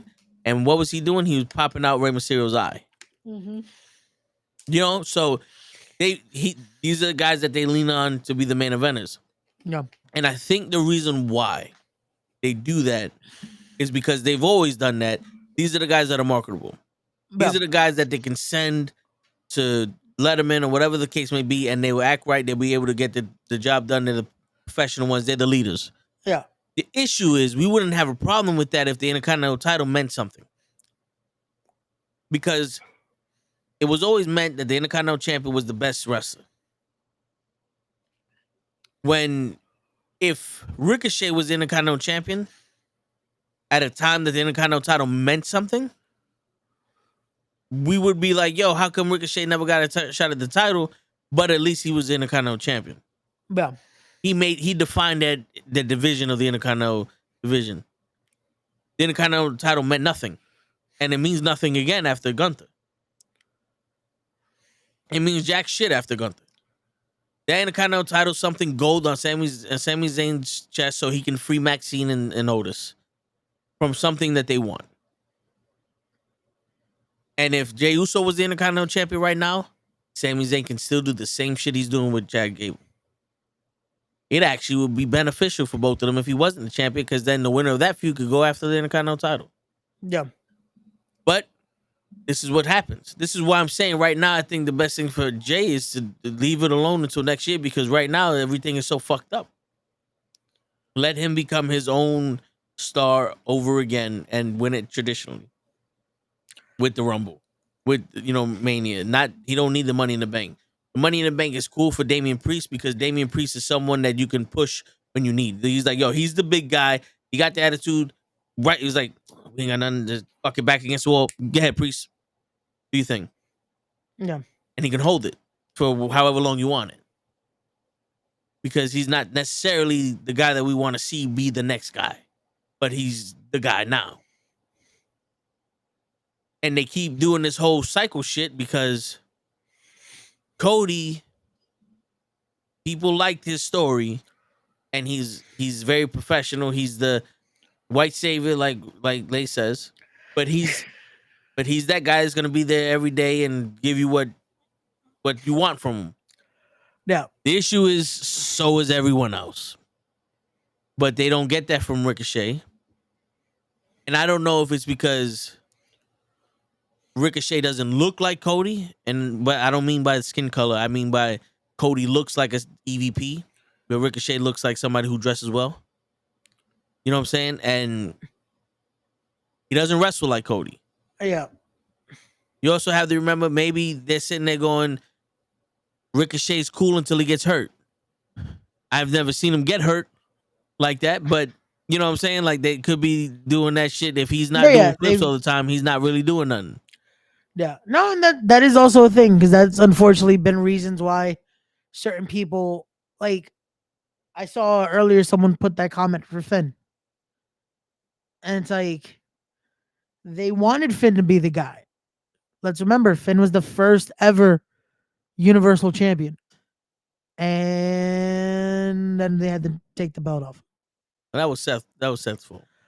Yeah, but that's the thing. It's a scenario of that. Unfortunately, at times, it's what do we do? You know? Yeah. And that's been issues with certain people, that it's like, once it's like, we want to give you that push, but then it's like, if we're trying to trust this and do this, and then it changes up the plans, which unfortunately in wrestling, that could be anything. Yeah, but here's the thing though. Yeah. I think those were hits. I think specifically Finn Balor and Sting were hits. Explain. You never seen Seth Rollins turnbuckle powerbomb somebody into the guardrail until he did it to Finn, and he threw him way too far away. Yeah. And he turnbuckle powerbomb Sting like 5 times. You never see him do it more than once, and it broke Sting's neck. No matter how much they want to say it's on them or whatever the case may be, it's like, it's a little bit too convenient that the two guys that people wanted from outside the company to be a champion get hurt with the same man.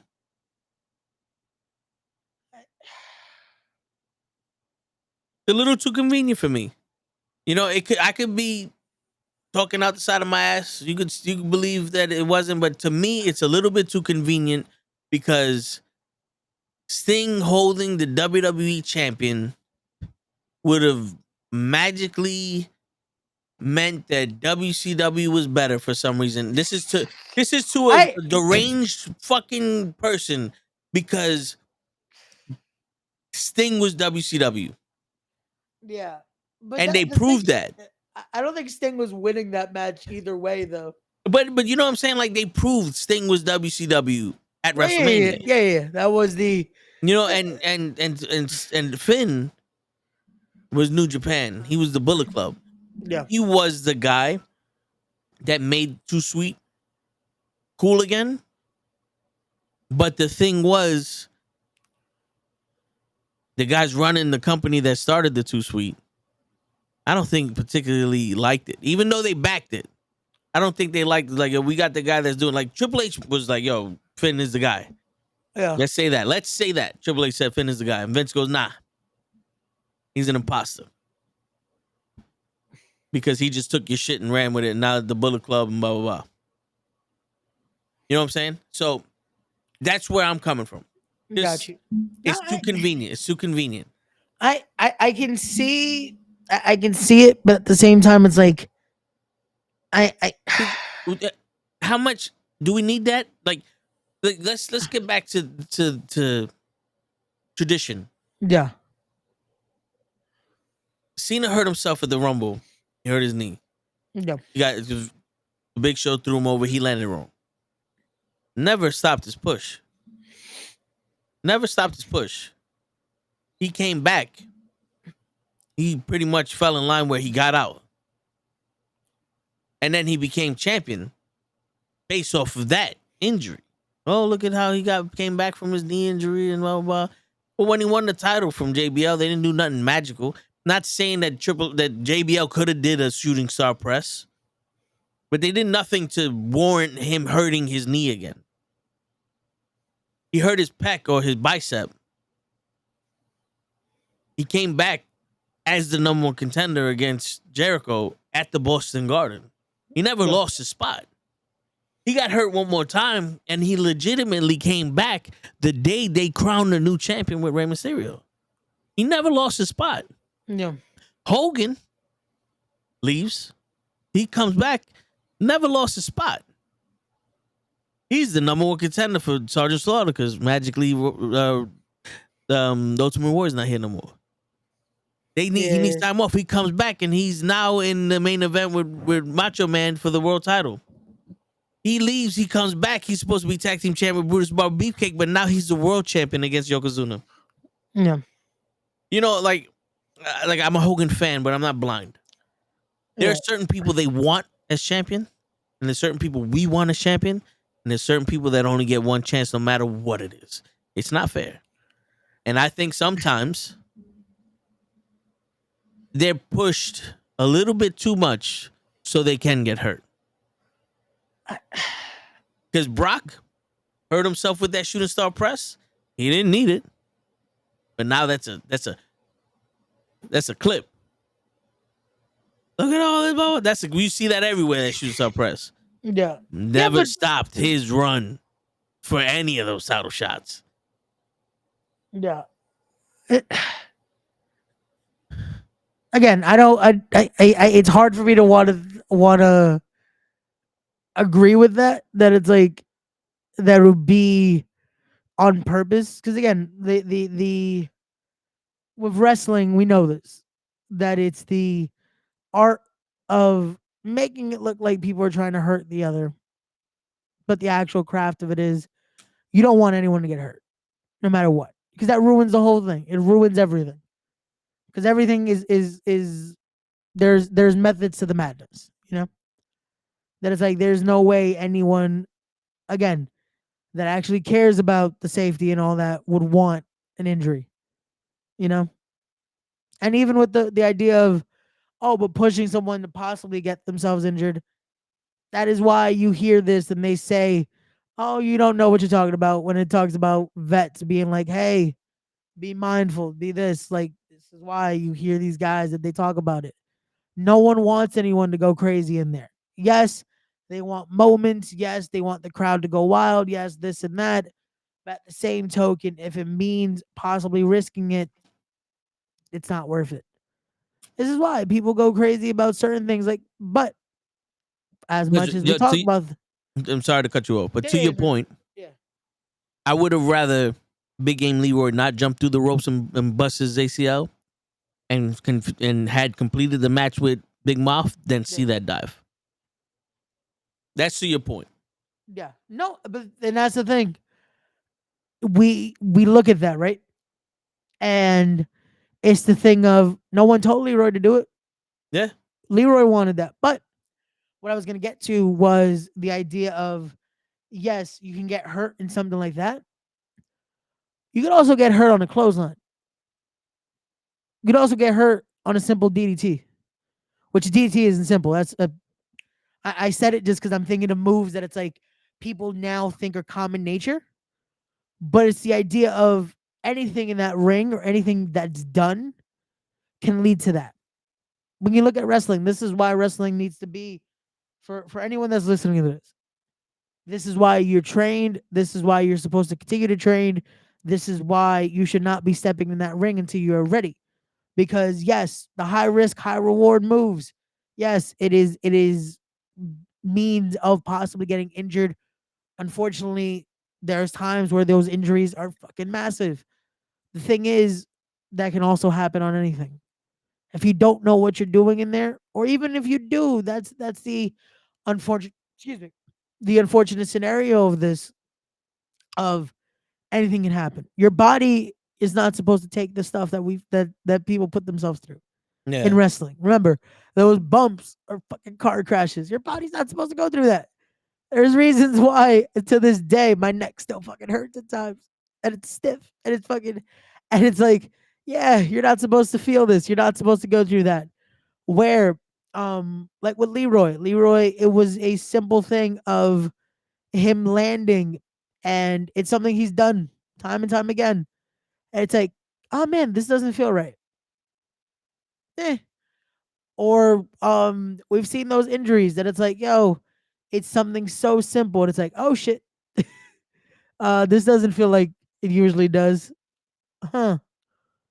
And there's some people that work through it and they'll never know till after. Because adrenaline is a hell of a drug. Yeah, yeah. You know? And it's like you're like, oh man, I'm good. The minute that adrenaline wears off, ooh, this doesn't feel right. And it's sometimes again, it's stuff that you would never think. Like it's those little things that it's like, oh man, I do this all the time, or I do this, or I do that. Shit, this dude, Rick Boogs. It's the most scariest thing that he talks about in the documentary. About, yeah, I gotta stretch out, I gotta do this so I don't possibly he says the injury he's about to get. He says, let me stretch, let me do this so I don't possibly do this. Goes out there, and it's a move he's already done. Has one in the fireman's carry, has the other here. Doesn't even take a step. Fucks up his leg. I can't remember what the actual injury is, but he legit said the reason why he was doing what he was doing was so something like that doesn't happen. And again, he didn't do anything. It wasn't like What documentary is this? WrestleMania, the 24/7 one they did. The one that they the full breakdown that they usually do. Yeah. And legit, the start of the documentary is Rick Boogs and Nakamura talking about getting ready for their tag title match. And then they show the clip later on. And legit, the same injury he's talking about. Like, same thing that he's like, oh man, yeah, I'm doing this. He was stretching and he had the massager, like, just to make sure everything's loose. So I don't pull something or tear something. Yeah. And legit. But you see, that's a lot of these injuries. Yeah.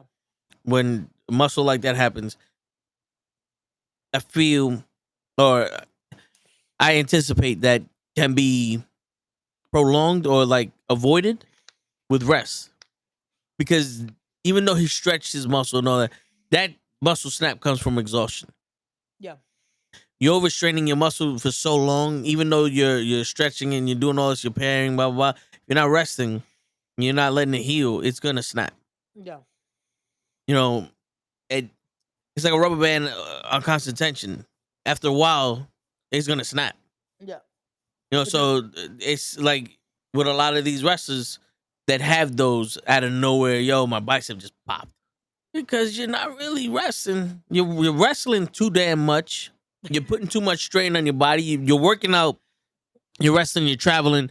Your body's exhausted. Yeah. And you probably got no sleep. And now again, you have to go into a car crash.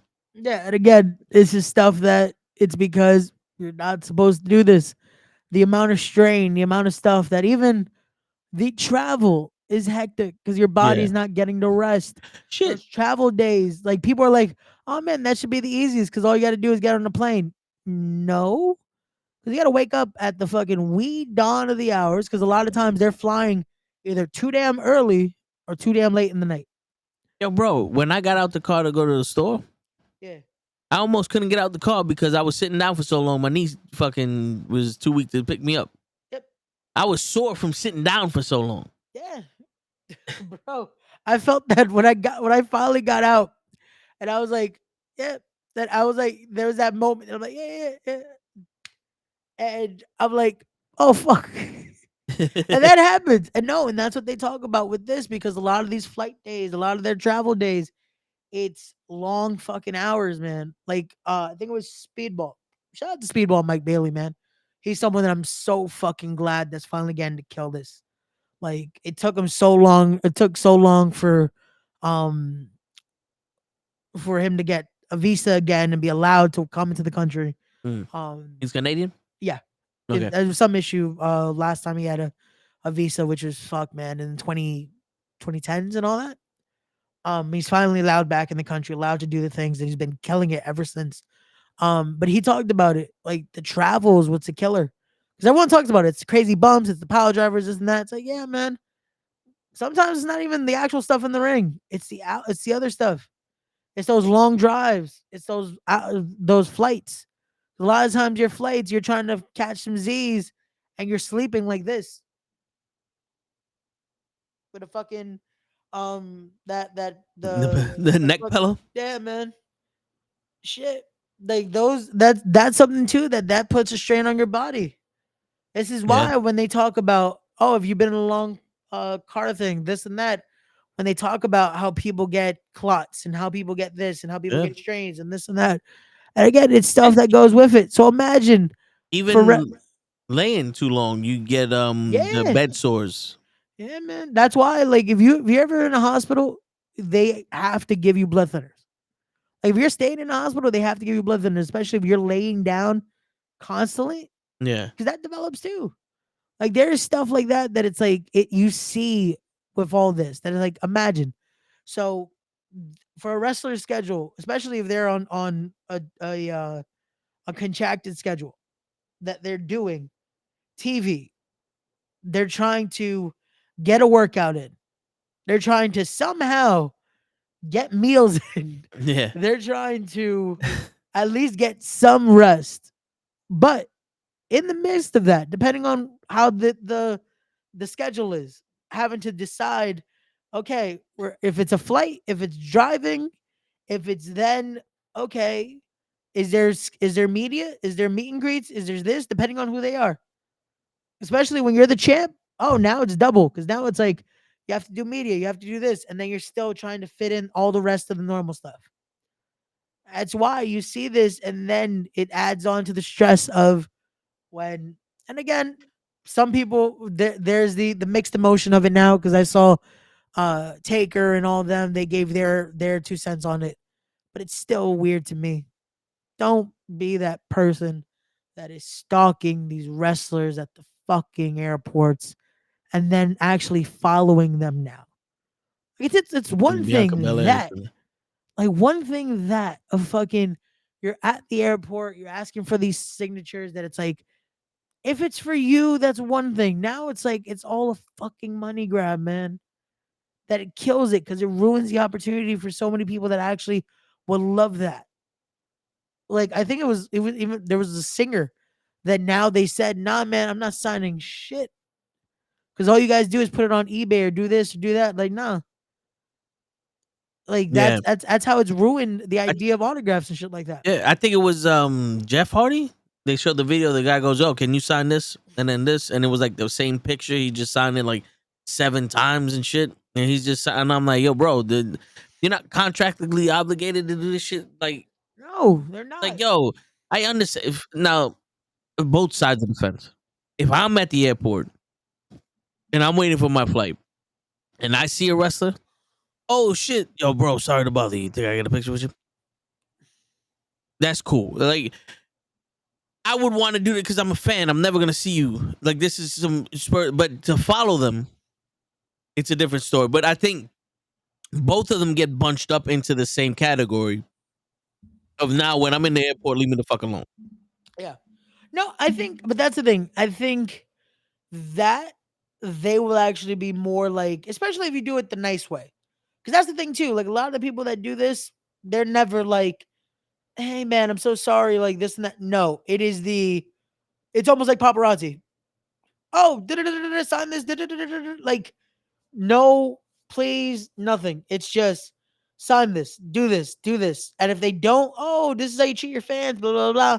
It's the guilt trip, it's the pity, it's this and that. And it's like, yo, it is a lot of times again, early ass o'clock. It's fucking early in the morning. They're fucking not themselves because a lot of times it's after a long flight. It's after a fucking hectic travel day. It's times that it's like, yo, last thing you want to do when you're getting off a fucking plane is be bombarded by that shit. Like shit. When I've had travel days, the last thing I want to do is even barely talk to people. I just want to get fucking home. Or if I'm traveling, like especially when I do those travels to fucking Ecuador, man, last thing I want to do is anything. I just want to fucking get in the car, especially when I get over there. It's like just get in the car and let's start the drive. Because that even that in itself, depending on where I land, it's another 3 to 4 hours. Shit. So imagine it's an 8-hour like travel just to get to Ecuador, and then from wherever I land, it can either be 3 to 4 hours or 5 to 6 because of how fucking big Ecuador is. It's the center of the fucking like it's the equator. Yeah. So it's like it's land. Like we complain about how big New York is and how to get to here to get to nah, man, doesn't compare. Like I will rather I would love that drive from like here to PA compared to those drives sometimes in Ecuador. Nah, because I hate shit, especially just because those drives, at least it's somewhat safe. Yeah. In Ecuador at times, especially the times that we get there. Because every time we get there, by the time we get, it's like shit, like 5, 6 p.m. So by the time we're driving and we're getting through the mountains, man, it's pitch black at times, and you're driving through not like secure roads that you have this and this. Like we were driving today, that I made the joke that it's like, yo, where do they want us to go? Through the fucking train tracks? Imagine you're driving and there's nothing there. It's just a fucking road, but there's no barricades. There's nothing there. And God forbid you slid. Goodbye. Yeah. So it's like, yo, imagine those travel fucking days. But again, that's a conversation for a Toe in the show. But it's stuff like that it's like, yo, again, have respect for these workers. Have respect for that. What was like? Yeah. No, I was gonna say like even Samantha Irvin did that video yesterday. Yeah, from the airport, flying to fucking France, having to let people know, hey, that picture is from fucking whenever the fuck it was. September or something? December. Yeah, it's like, yo, she decided to post that. Fucking like it. That's it. Oh, it looks fine to me. This and this. It's like, why are you what? Listen, man. That's Like, but what was the issue with Bianca Belair? I know she posted something, but somebody was following her. someone legit followed her, I believe, to her vehicle, and even from the airport to her hotel. Oh shit. Yeah. So it's like, bro, shit like that, Yo, man.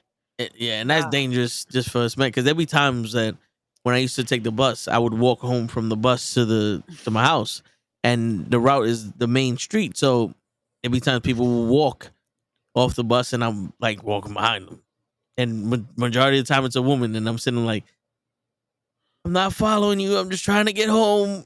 Like I'm just like, like I'll see them getting nervous, and Yeah. I'll just be like, I walk faster, and I'll just pass them. Like I'm not following you. I'm just trying to get home. I'm just trying Yo, to get home. I was gonna Because say, now in I'm one of starting to those, feel like I'm like shit. I'm gonna get in trouble for this. Like I'm just trying to get home. Don't call the cops. Don't. I'm just trying yeah. to get home, man. Don't please. It's like, what do you do in Please. that scenario? Like, because I've heard people that's like, yo, even at that point, that's like, yo, they could be right there, Yeah. and they'll just fucking circle the block, just so it doesn't seem fucking like suspicious, you know? Yeah, yeah, and yo, bro, yo. There was one time I literally like the girl turned around Yeah. and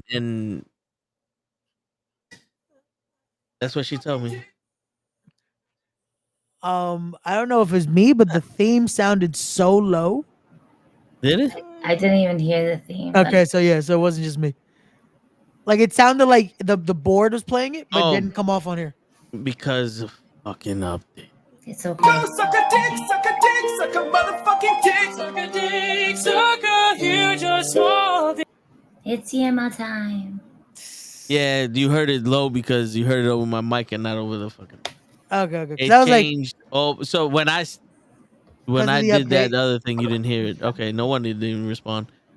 What'd you do? So when my shit updates, Yeah. it changes everything from the it changes all the outputs from the Okay. sample board to the default output, Okay. and the default output doesn't come out here, so Okay. you didn't hear it. Okay. So yeah.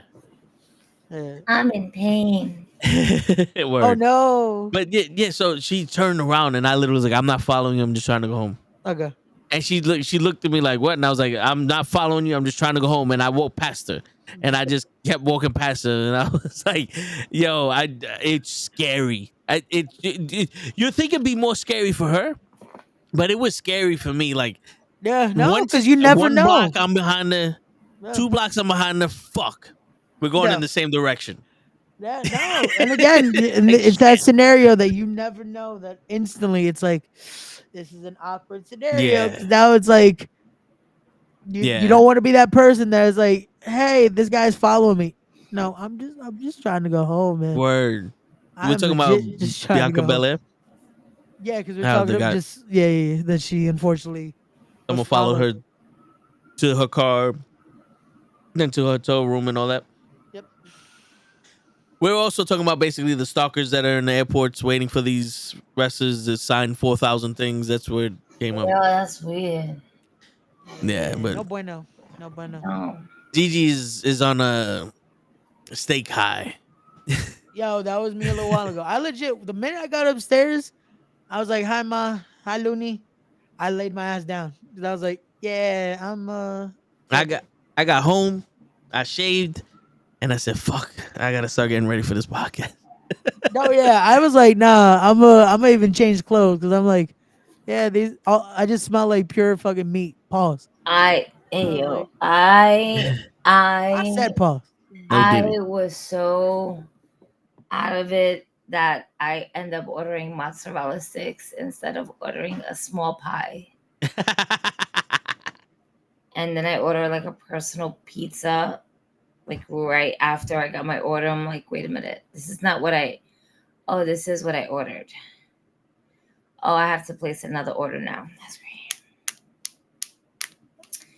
I feel like the mozzarella sticks would have been good though. Just get some marinara.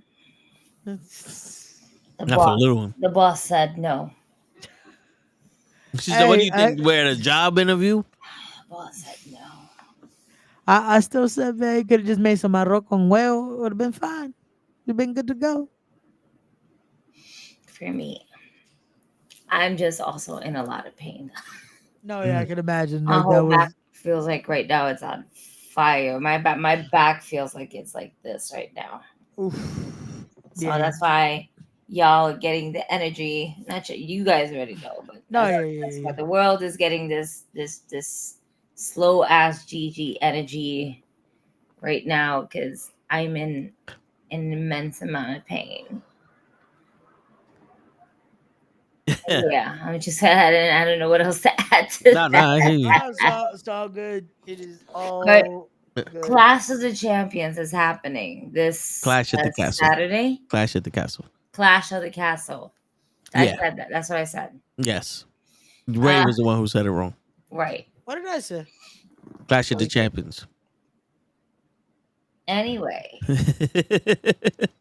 Yeah, I just know it's happening in the Hydro. what? Hydro? Like Captain America Hydro? No. That's the Hydra. But this is going to be happening live in Scotland at the Hydro, the world famous Hydro. right. The Where venue is that Alex that's Drew hosted. That's why we need McIntyre's complete town? sentences, Ray. I said it was happening at the Hydro. You know, all What the- I heard was, that's why it's happening at the Hydro. Yo, I am And I'm out of like, it. I'm still out of it too. All my right, guy. cool. I got Cool. the itis still. I am tired. So it's gonna be a very fill in the blanks episode of Wrestling with Knuckleheads. I'm about to order me some checkers. Get me some How food are in you- the system. How are you hungry, my guy? Shit, I'm Puerto Rican from the Bronx. Yo, No. all I had legit was some ginger ale and water because I am still stuffed. Oh, I got more chips here. And it has some I just gummies. finished. Oh my Because I was God, like, give me water some. sounds so good right now. Yeah, I had to drink a lot of water because all that is starting to just make me thirsty. I should have got more rice. Look at Ray's face. Look at G's face. Yo, the rice was right behind us. I don't know why you didn't get. I didn't want to get up. To You be know what's honest with you. funny? I also kind of wanted more rice, especially at one point that I'm like, yo, yeah, I finished my rice too quickly. I didn't want to get up. I wanted cookies to bring me some shit. Fucking cookies. Yeah, I can't wait to tell that story tomorrow because yeah, we're gonna leave that for the toe in the show with Ray because that shit is that's gonna be the episode. That's gonna be the title tomorrow. Fucking cookies. That shit was funny, but yes. So this weekend will be Clash of the Castle. Apparently, the TNA pay per view that thought was happening on Saturday is also happening tomorrow. Yeah, so it's a busy weekend for wrestling as we're getting ready for that. 2 weeks away from Forbidden Door. And yeah, so wrestling. I got the card up. I got the card up when you're ready. Go. But yeah, so I'm gonna go from the list they got. The first match they have is Bianca Belair and Jade Cargill versus Alba Fry and Esla Dawn versus Shayna Baszler and Zoe Starks for the WWE Women's Tag Team Championship. Now, in a perfect world, I would have Sonya Baszler and Zoe Starks win that. And I'm going to start making these choices based off of my heart and what I want to see instead of for what I think is going to happen. Got you. No, hey man, do what floats your boat. Do what floats your boat. That is really strong. Wait. Oh, it Trying to make it your sillier. will. Hey, there you go. It twists to her will. Oh, Ah. and another. Oh. And another. Wait, what? What happened to all the bends?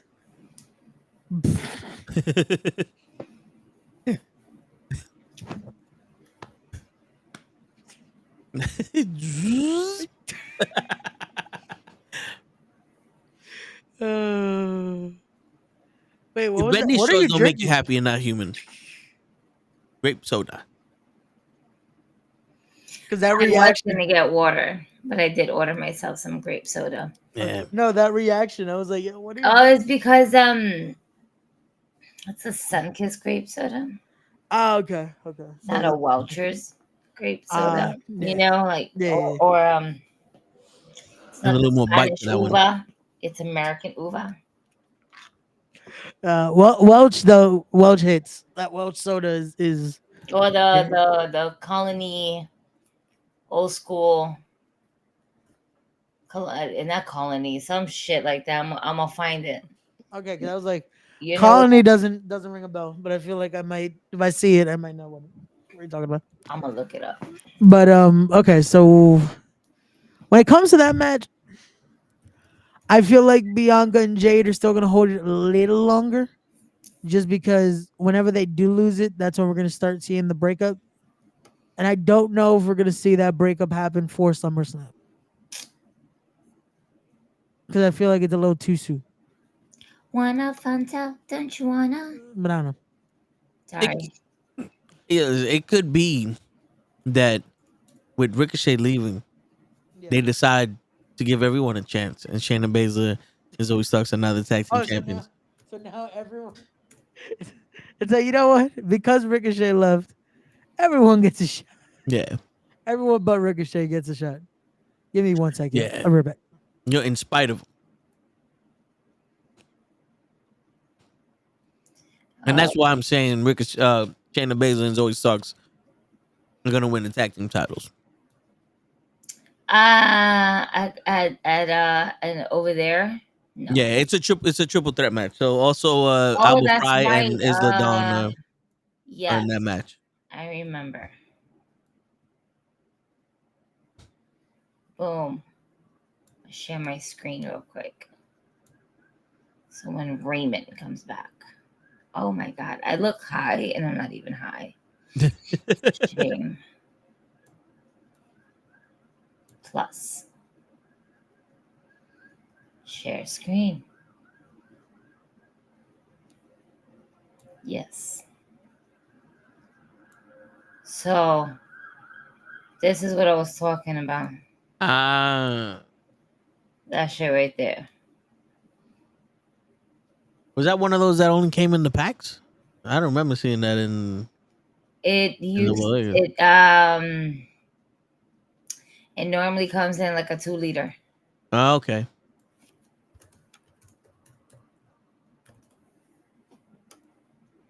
Bitch, you don't want to show me the fucking bottle? Motherfucker. Okay, I'm back. What am I missing? This is what I was talking about. Yeah, I do not remember that. Oh man. I'm trying to look for like the bottle and stuff like that. I used to get this all the time. Yeah, that does not ring a bell, unfortunately, for me. It's all right. I'm just that sorry. old. Nah, I used to get the CNC ones. The 50 That cent sodas. those. It would really Black be Cherry was my shit. Those are like the Western Beef brand. That would be the cheap sodas. Oh, we're actually pretty good though. Those Western Beef sodas were actually pretty good. Wanna Fanta? Don't I you remember someone younger than me wanting to act like they knew what was happening in the 90s. I said that 25-cent drink was only if you only had 50 cents and you need something to drink, or if you bought it at Costco or at one of these supermarkets in the big ass packs, and that's what you had to drink because you couldn't get the soda. And you know what I'm saying? Like, don't let J-Lo fool you. That wasn't something you went to the store to buy on the regular. The 50-cent drinks had more drink in it, bitch. But yeah, You mean her DK orange drink? yeah, yeah, right. Which is like, come on, man. Like the fact that she called it the man. The quarter waters. But yeah, Shayna and Zoe Stark won on Raw, so that's a bad omen. That is a bad omen. Everyone who wins on the go home show it's always a bad omen. Well, usually because they say that's like, oh yeah, you get this, because unfortunately you're not getting the actual win. But it's like, it's happened before though. The streak is like, it's 50-50 at this point. Just all depends. Whoops. There was a time when the theory was whoever came out second won. Was that a And thing? then, huh? I said, was that a thing too? Like if you came out Yeah, second? yeah, like legit that happened, and then they switched it up, so it'll be like the first match, whoever came out second won, Okay. and the second match, whoever came out first won, and they will alternate that way.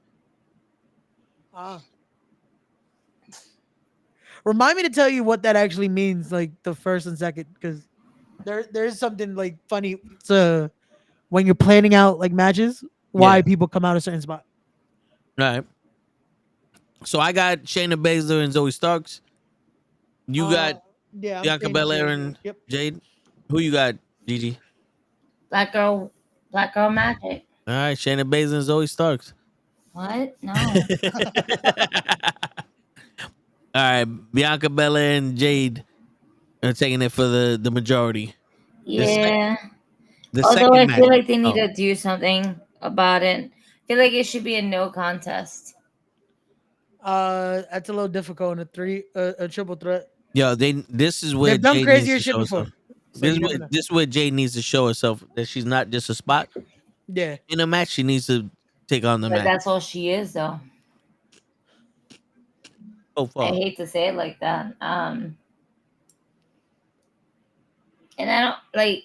I think that Jade could be a lot better, but yeah. No, I'm just gonna go with Black Girl Magic. I just don't see them losing right now, and I'm just ready for them to do something with those titles, because man, they're just not getting any love. And it's like we're putting titles on two powerful women that have good chemistry with each other, but Jade is still very green. Yeah. So, but I'm gonna go with them. I don't see them losing right now. I see them losing at SummerSlam. Yeah. Oh my god, what was I thinking? That was a bad idea. I was a quick bend too. That's like, oh no. Oh no. Oh no. Oh no. They got me. I've bent over and I can't get up. Oh no. Oh no. Oh no. Oh no. Oh no. The demons have come and got my back. I can't stand up anymore. Stop, because if I go on the floor, I might not be able to stand up anymore. Oh no. I need that button. push the button. Let them know that I've fallen and I can't get up. I can't get up. Why did we get accents all of a sudden? Because I have no idea. I think it's because y'all niggas want to go to Scotland. No, because when you want to sell something that's dangerous, you put an accent on it. That's very true. Very true. Yeah. Who's more serious in danger than a Scotsman? Just An Irishman. just to make sure they don't know it's Ray. I'm gonna put this logo there. Yeah, man. Now I'm a Look at Scotsman with a Ray, the Jamaican Knuckle accent. Head logo. God damn it! I didn't think about that part. I'm gonna put my face back on. But either ways, the second match of the night is Sami Zayn versus Chad Gable for the Intercontinental Championship. Oh, so it is a title match. Supposedly. It's They're not the AEW. They're not gonna sit there and go renege. Sami Zayn versus whom? Chad Gable. I think this is where we have a title change. Yeah, I'm just gonna keep picking Chad Gable at this point. Like, I want Chad Gable. just I need Sami Zayn to be the constant chaser. yeah, just my thing is this: it's like they're. I think Chad as a heel Intercontinental Champion, again, it adds more to the title than this because we're able to do something of like, okay, if Sammy wants to do the storyline of trying to save Maxine and Otis, Chad can still do something with the title. Like, yeah, I just right now it just feels like the title is doing nothing. Well, give No, it to the Chad. title is doing nothing for Sammy, and Sammy's not doing nothing for the title. Yeah. well,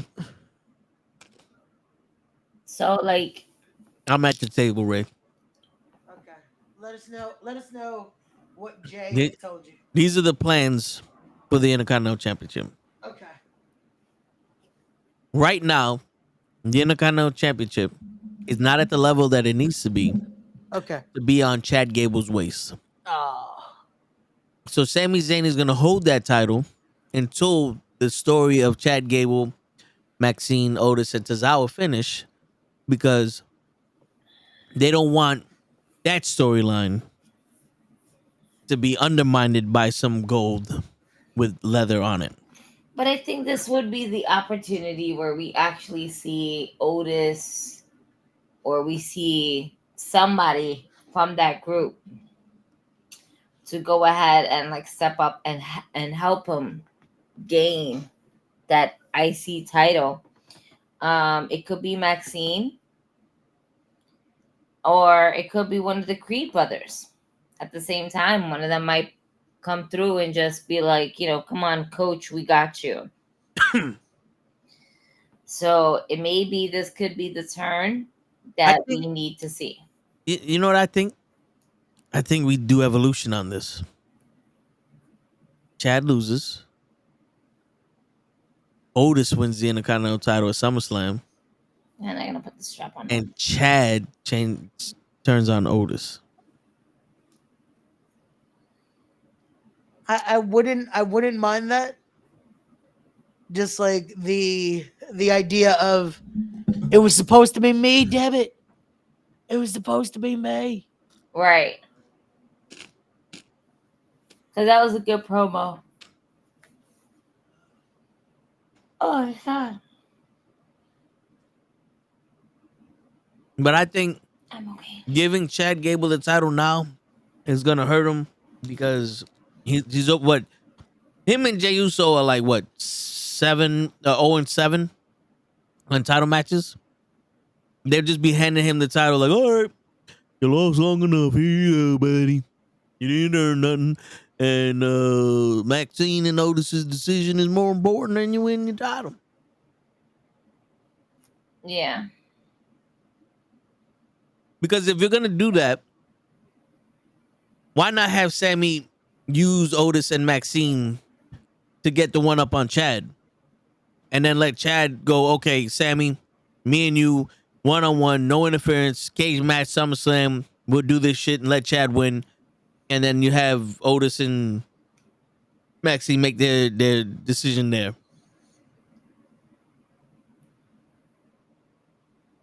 I'm not opposed to that.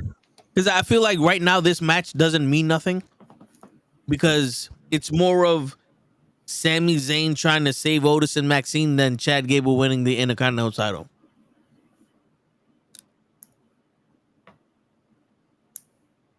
I guess. I don't know. I think I'm just tired of seeing Sami Zayn as my champion for the IC title. I hear you. And I'm over it. Give it a Chad Gable. Let's see I how hear you. far we can run this from here to SummerSlam. Yeah, and I feel like it gives a fresh spin on it with the title change instead of, well, we're doing this over and over and over again. Yeah, there has to be some type of change right now in order for it to happen. Just to keep things interesting. It's getting mass stale. It's getting super stale with like Sammy as our champion, and that's the fucking problem. Yep. It's just getting stale. I need my chair. So the next match. Well, all right. So I'm saying Sammy. You guys are saying Chad. Yes. Indeed. All right. So the next match, Bayley versus Piper Nevins for the WWE Women's Championship. Bailey. We already said that Piper Nevin is going to be the one that's not going to go over in the title range, or basically in her own country. They're not going to do the swap. Now, if it was Becky Lynch instead of Bailey, then yeah. I mean, I know Becky's not around and shit like that, but I don't see them dropping the title on Bailey anytime soon. Oh my god, that hurt. So yeah, unfortunately, Piper Nevin's is gonna have to take this L. Oh shit! Don't kill yourself, Gigi. All right. Bailey's birthday is on Saturday, apparently, according to Chris. Yay! Good for her. See, it's another reason why she's not gonna lose. Oh. 1989. Wow. We're gonna have to move this like that. She's a year younger than me. I didn't know she was older than Bailey. That makes sense. I didn't know she was such a young whippersnapper. This nigga.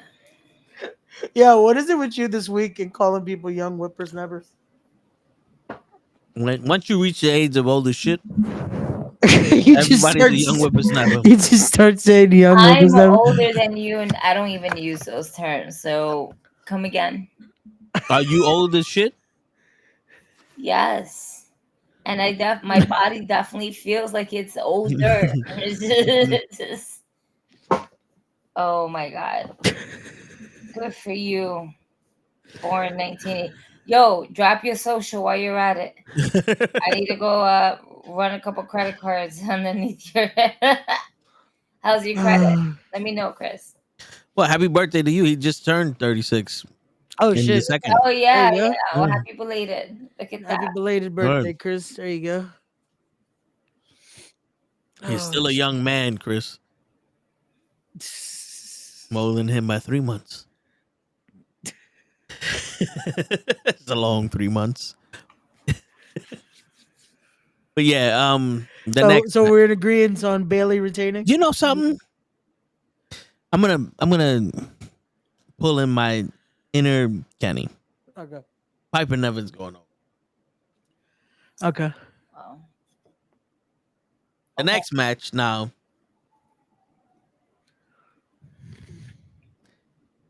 is an I Quit match between Cody Rhodes and AJ Styles for the undisputed WWE Championship. And Mr. Loki's 49. Well, wait until you reach my age, Mr. Loki. All I gotta say about that. He did. And then he went a couple more years after that. I was gonna say, wait, you can't go back in time. You can't. Boy, do most of us wish. Yeah. Okay. The I Quit match, you said? Yeah. Cody versus AJ Styles.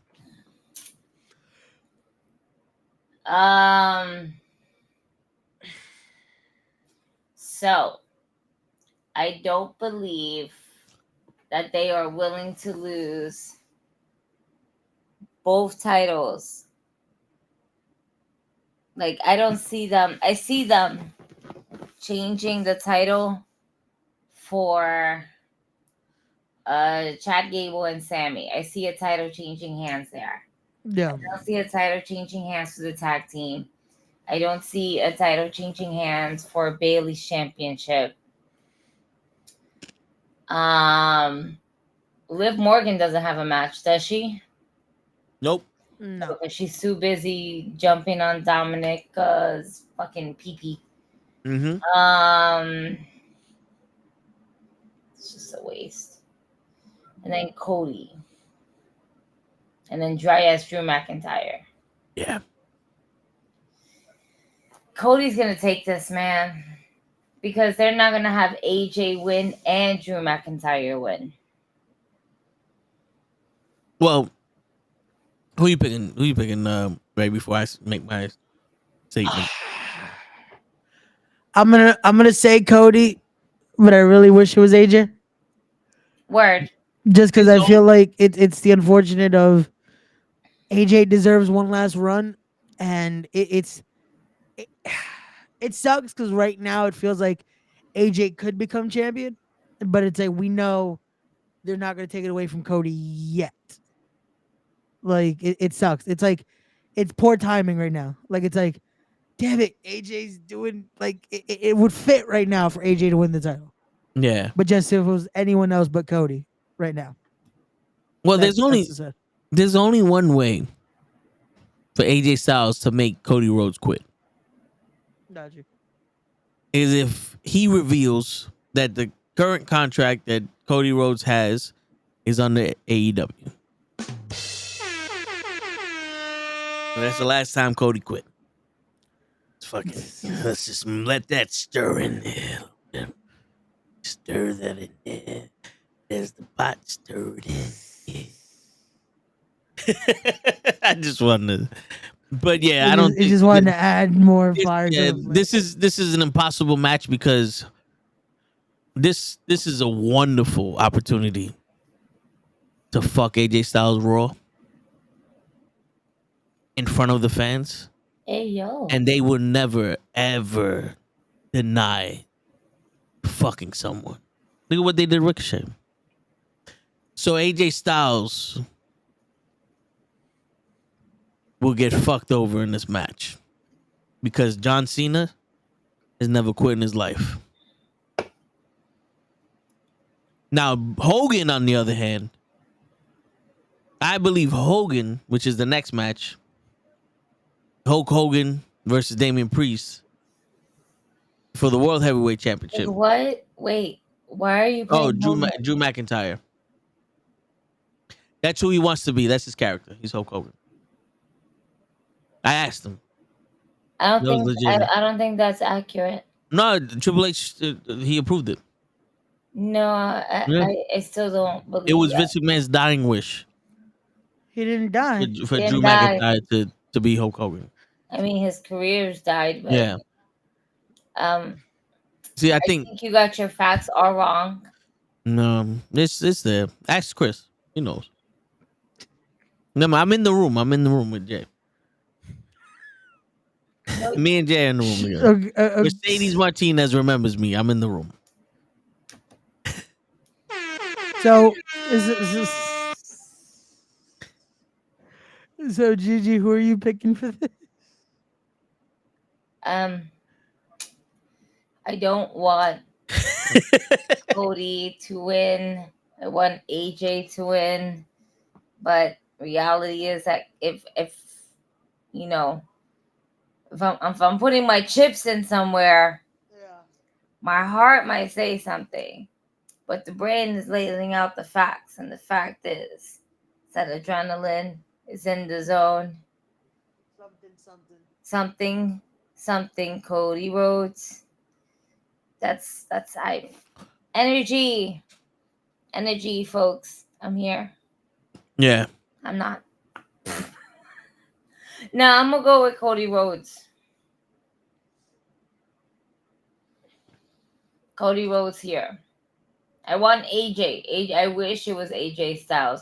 If the title were to change hands on AJ, I'm here for all of it.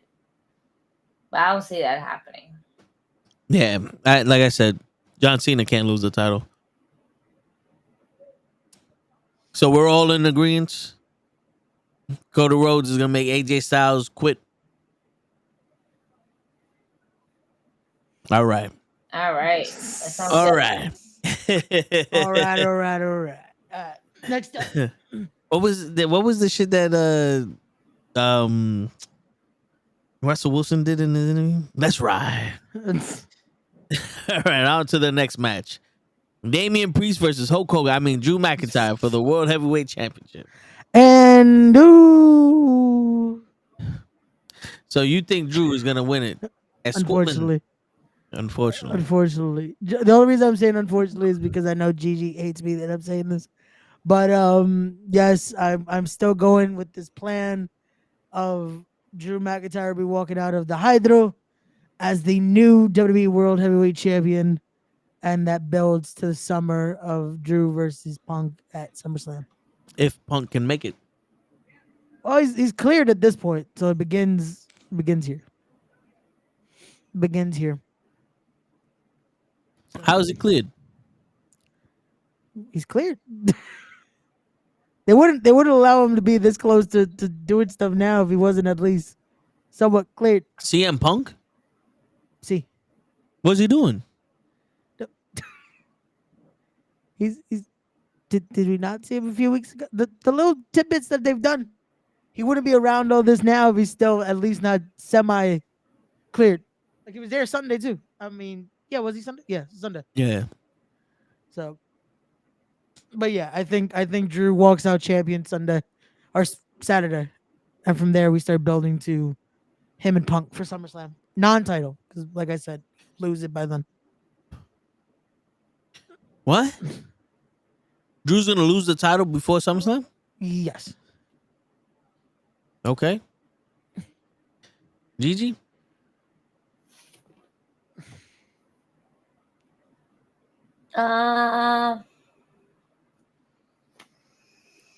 Damian Priest.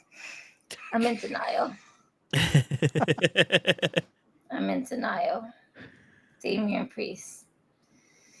All right, reality. Drew McIntyre is taking it, right? We see it happening. Question is how? Because it's not going to be a clean win. Well, not to say it's like a clean win.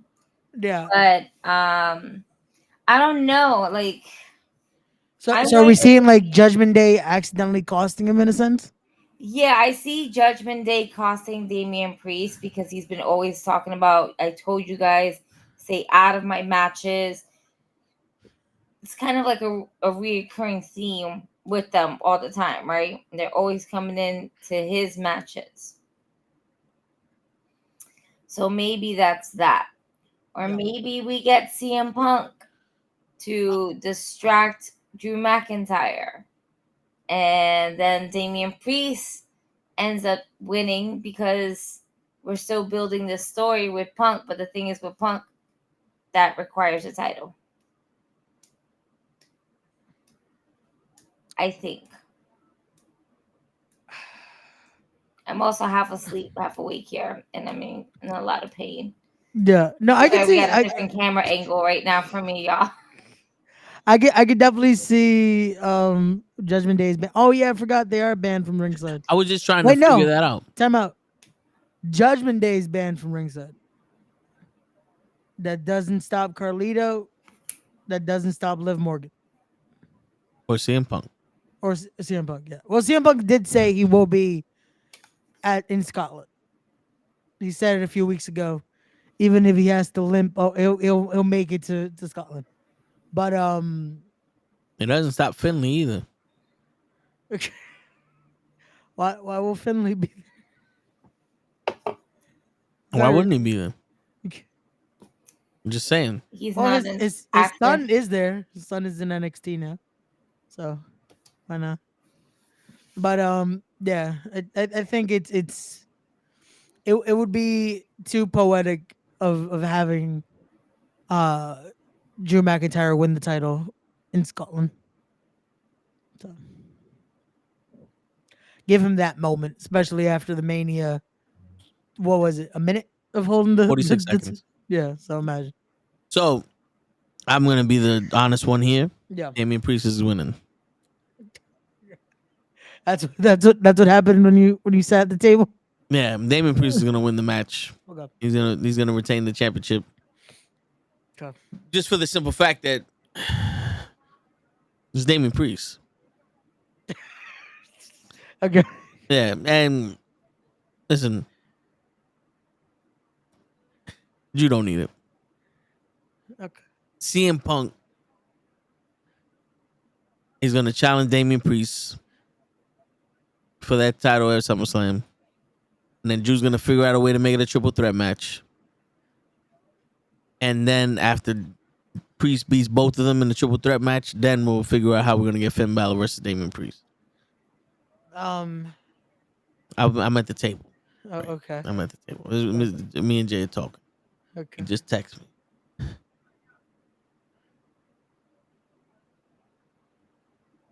Okay. Yeah, I'm just saying. I'm like Stephen A. Smith in this motherfucker. They call me Toei A. Smith. So those are your predictions, ladies and gentlemen, Yeah. for That's Clash at the it. Castle. Yeah, that's Yeah, all there's not many. matches. There's not many matches. I forgot this is It's a WWE show. yeah. Yeah. It's funny. We had to be on a steak hide to get through this shit in a in a timely manner. I'm not even Facts. on the stake eye. I'm just So everything yeah, hurts. she's on the unfortunately a very pain mode right now. So we are on a steak high because I'm still with the itis. Um, but yeah, that it Oh, it something. should be a good card. It should be interesting. International shows, we see how the crowd definitely makes it a lot better than most. So That's true. So hopefully the crowd would be what's gonna make this show better for us to be entertained. definitely, definitely. Yes, they are all title matches. Yes. I feel like they'll definitely probably add another one or two tomorrow on SmackDown. So The kickoff show gotta have a match. yeah, you gotta do something. A match. You notice this is mostly. Before I What? never mind. I was gonna say this is mostly SmackDown, but the women's tag team title is a universal title. It's a title that goes between brands. Sami Right. Zayn is on Raw, Bailey's on SmackDown, the WWE Championship's on SmackDown, but the World title's on SmackDown. So it's two matches from each brand and then the tag team title. Gotcha. So That's at least pretty even. Yeah. yeah, I'm gonna make the claim Bailey versus Piper Nevins is gonna match of the night. I could see that. They definitely between the chance they do the soccer chance they do for Bailey and then Piper getting the hometown reaction should be good. Should be good. Um AJ and Cody is definitely gonna be good. That I quit match should be interesting. Like I said, I would not be mad if AJ wins, but I feel like they're just gonna keep it on Cody. But I would not be He ain't mad. gonna win an I quit match. I think Cody knows how to say I quit. He did it once before, didn't he? But Ha. We did it twice before. As Stardust and as the EVP. ah, there you go. Wow. So will he do the trifecta? Find out this Saturday at Clash of the Castle. Oh man. Do we have anything else to discuss for in terms of wrestling? Ricochet is gone, and then Will Ospreay found a pillar that said Ricochet. Right? Yeah, I was bringing that up to Toe earlier. I was like, was that at an airport? Like what is Rick? What was that? Like, that I was don't too know, but it's perfect. pretty funny how he found a pillar that said Ricochet. Yeah, that was a little too funny. That was just like picture. But Like, yeah, why not? Because having Ricochet on AEW would actually be more beneficial for him. Yes and no. The thing is that he is a flippy guy. They love shit like that, but him having the opportunity to go up against some other wrestlers that we haven't seen, I think he will really shine out here. Thing is that all Tony Khan is doing is bringing all the old WWE, anybody that was employed by WWE to their roster, and that's that. And then I read somewhere that they're planning on doing a WWE and TNA pay-per-view. Yep. yep.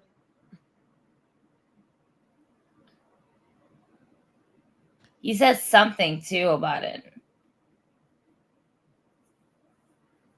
But yeah, I saw that WWE and TNA are soon going to be collabing in a pay-per-view, and which means is that they're going to create their own Forbidden Door, which means that if this is really happening, R-Truth is gonna go to TNA Impact, and he's gonna be like, "It's so good to be here on Monday Night Raw." Oh, man. Even though he should recognize that because he was the TNA, first black yeah. NWA champion under Yeah. TNA. Oh. Yeah. I can't wait for this is where they gotta do the promo of like, hey, Consequences Creed, I haven't seen you in forever, man. Word. Wait, where's Pac-Man Jones when you need him? Yo, I still remember that. I can't remember what clip that was from, where Pac-Man asks fucking Paul Heyman about Truth, and he's like, what?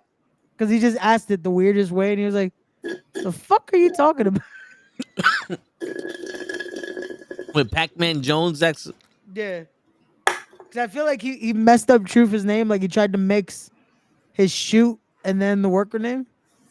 Wait. And Heyman was just like. Speaking of. Yeah. That was, now that you said that. NXT. You said Paul Heyman? Yeah. NXT. When Ash by Elegance and that's Dana Ash of Elegance. No, yeah. When Vic Joseph said that, it was perfect though, because it's like just for the WWE fan base, that's how they know her as. So it's like, hey, remember her? Now she's in TNA. Like just to keep that open. The rumor mill is Tuesday for that Rumble they're doing to determine a number one contender. We might see some more TNA people show up. That'd be cool. One that teased his own name is Matt Hardy. And then the name that everyone wants to see is Joe Hendry show up. So we shall see. I found the video you talking about. Right? Oh, did you? Yeah. You want me to play it? Yeah, I think we'll be fine. Happened to run Truth the Killings? Did he fall off? Where he been? What the fuck did you just say? What happened to Ron the Truth the Killings? How many thes are in this man's name? I don't know, but it's like I think Heyman should have known what he meant. Like Ron the Truth Killings was his TNA name. That was the thing. He was Ron Killings. He was, but he's not that now. He's just R-Truth. And asking Paul Heyman questions like that. Word. It's like asking him, what happened to Kate Quick? I don't know, man. After he teamed up with Road Dogg, we never saw him again. Yo, word. In that 2 Live Crew? Yo. Oh, man. But you know what? Nothing else besides what we just kind of spoke was anything wild for wrestling in general. Yeah. No, yeah, there's everything has kind of been quiet. Yeah. I think as we get closer, like to Forbidden Door, as we get closer to seeing what happens with the appearances, all that stuff. TNA is happening this weekend. They're doing their pay-per-view tomorrow. Rumor mill is because of Jeff Hardy now being a free agent. He might show up at the tapings, and some more names because Mustafa Ali did an interview earlier today and said you never know who might show up this weekend because they're doing their pay-per-view tomorrow against all odds, and then they're doing a actual double set of tapings of TNA this Saturday in Chicago. So we'll see. We'll see who shows up in TNA. Will Jeff Hardy make his way back to TNA with his brother? And yeah. So we shall see. Word. We shall see. But because special circumstances, I guess on that note, ladies and gentlemen. Wait, before we cut it off, I'm gonna plug because fuck it, why not? Plug that tomorrow, finally, at 11 a.m. I will be sitting down with the legend himself. Speaking of TNA, former TNA World Heavyweight Champion, former TNA Tag Team Champion, X Division Champion, just multi-time Tag Team Champion in general.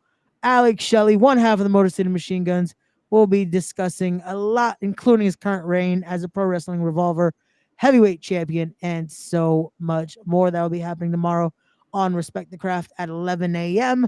But then come back here at 9 p.m. to the Knucklehead Network, as we'll be live with the Toe in the Show with Ray. So we'll see y'all mañana. Toe, take us home. And on that note, ladies and gentlemen, which I don't think you heard us. Yeah, you didn't hear this. Okay. One more time. Now get out. On that note, ladies and gentlemen, it's your friendly neighborhood Knuckleheads signing out. Peace, everybody. Doses.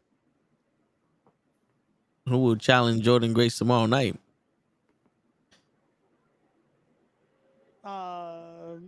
Probably Natalia. Natalia? Probably. There you go. You got